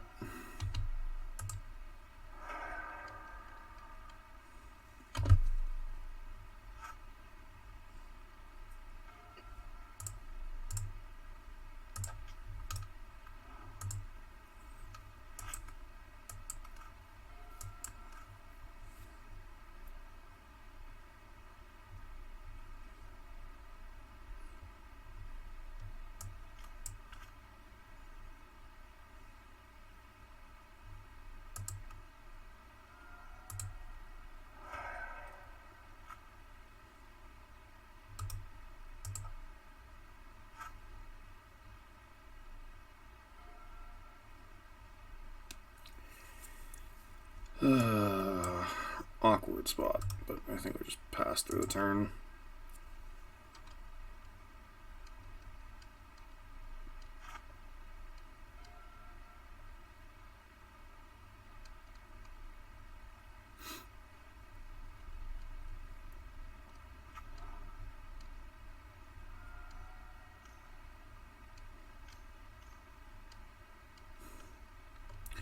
Turn 4 Niv.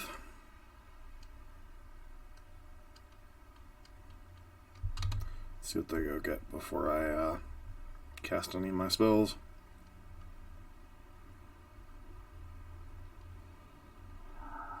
Yep.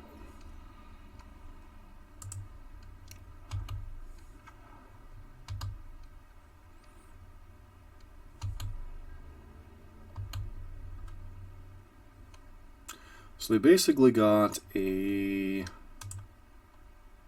It's Glittering Wish and Clothis in their hand. Which, don't get me wrong, that's a lot of value, but...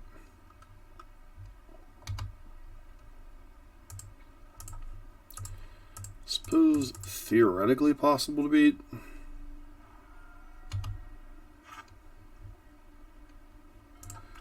Alright, that makes the theoretical a little bit more possible. Like, hopefully Clothis is their only life gain here.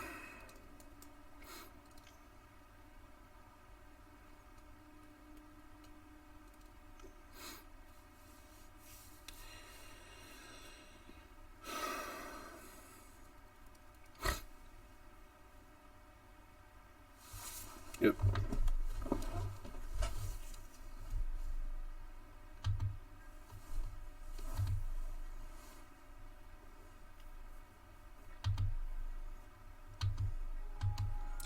I don't think we can afford to play around like a Dovin's Veto or something here, so I think we're just supposed to go for it.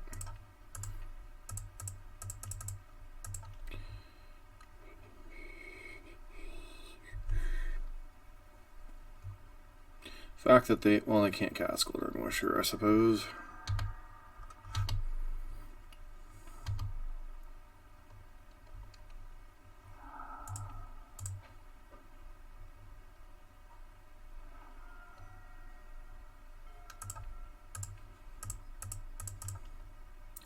Just gonna go for the kill. If they have the veto, they have the veto.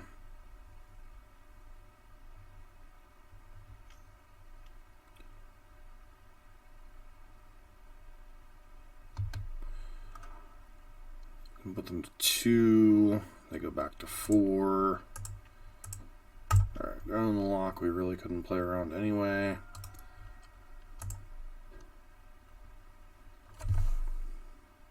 That's like the problem with like playing against these decks is like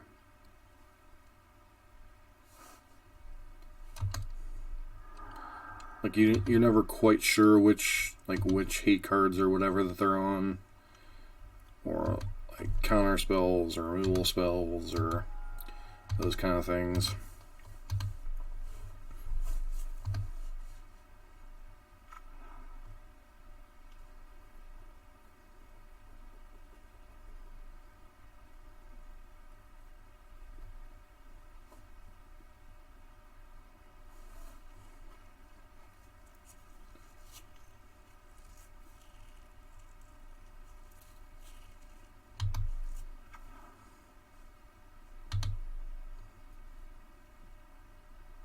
Yep, now they can Glittering Wish for Lightning Helix and we're dead next turn.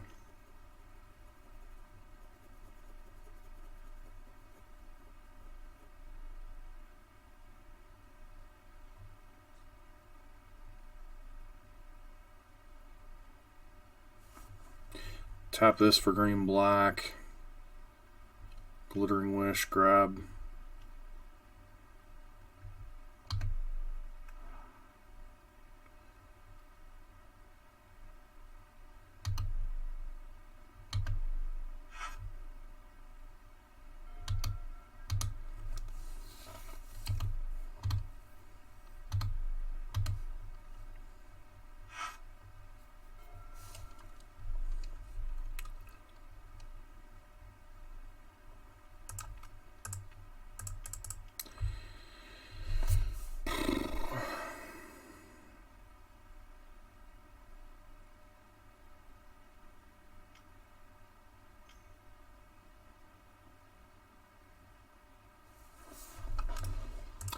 There they had Lightning Helix.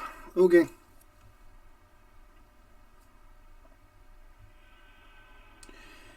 Very frustrating league. Be back in a second with the wrap up.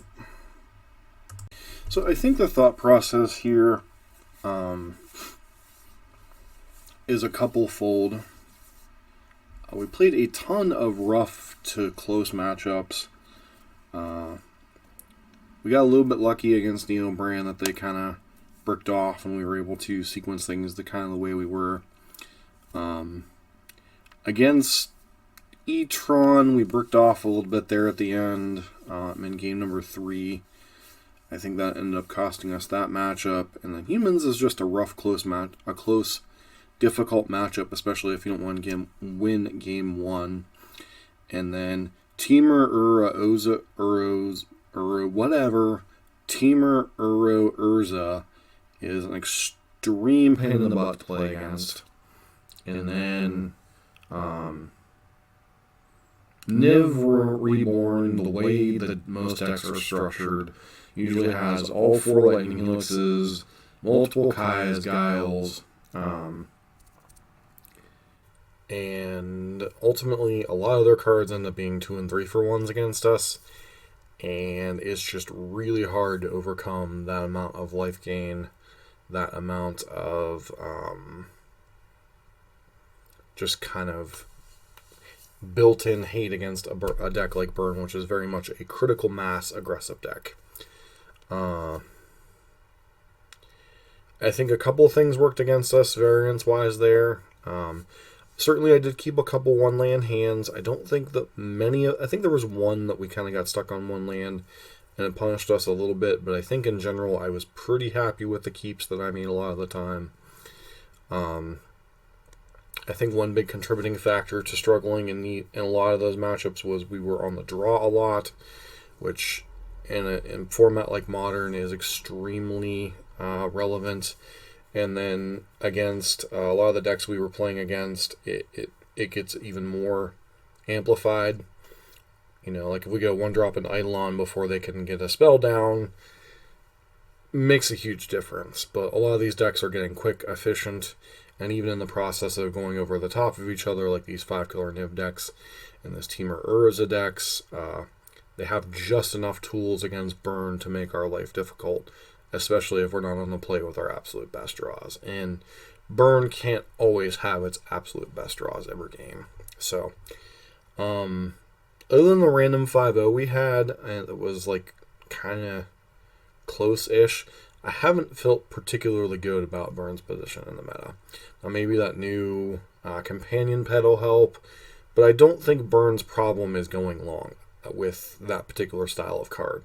I think Burn's problem is just like most of the mid-range decks either have a pile of counterspells and build-in life gain with Uro, or they're just kind of fighting the uphill battle, so to speak.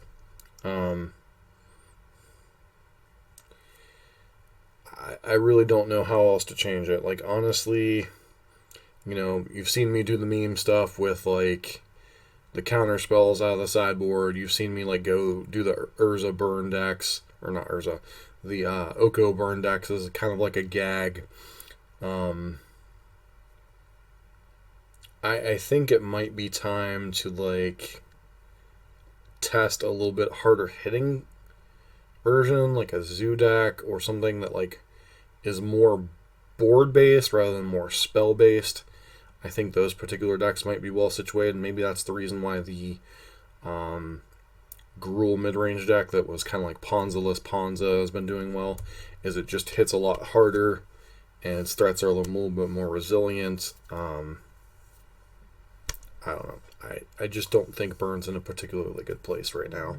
And I think in a mid-range meta, Burn should be in an excellent place, and it's just not. Like, Uro certainly plays a part in that, but, you know, like the Urza, the 5-color Niv deck is just a pile of value. Lightning Helixes, Uros, Kaya's Guiles, you know, Niv Mizzet to recoup, you know, and Burn's not a deck that can take advantage of that. It's really not a deck with the way the Urza decks are structured. It cannot really take advantage of that. Humans is a close, rough matchup. Eldrazi-Tron's always been a coin flip or slightly bad matchup. And Neoform's a crapshoot.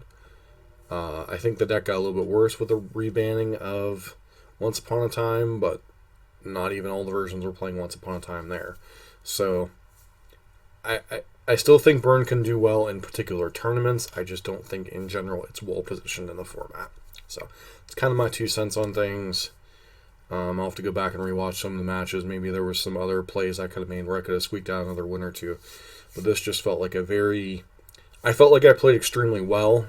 I felt we drew pretty well in a lot of spots, and I just think the format or being on the draw or a few other things going in our way, we might have had some better results, but it just felt like that was a rough league as far as the matchups and such. So this has been John for MTG Nexus. I thank you guys for tuning in.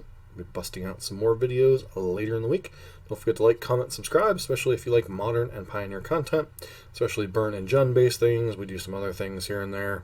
Still trying to narrow down the deck for the channel on Pioneer, but Pioneer kind of has faded in the background a little bit with people not being happy about the combo orientation in the format and the fact that Modern's gotten a little bit more diverse. So this has been John for MTG Nexus.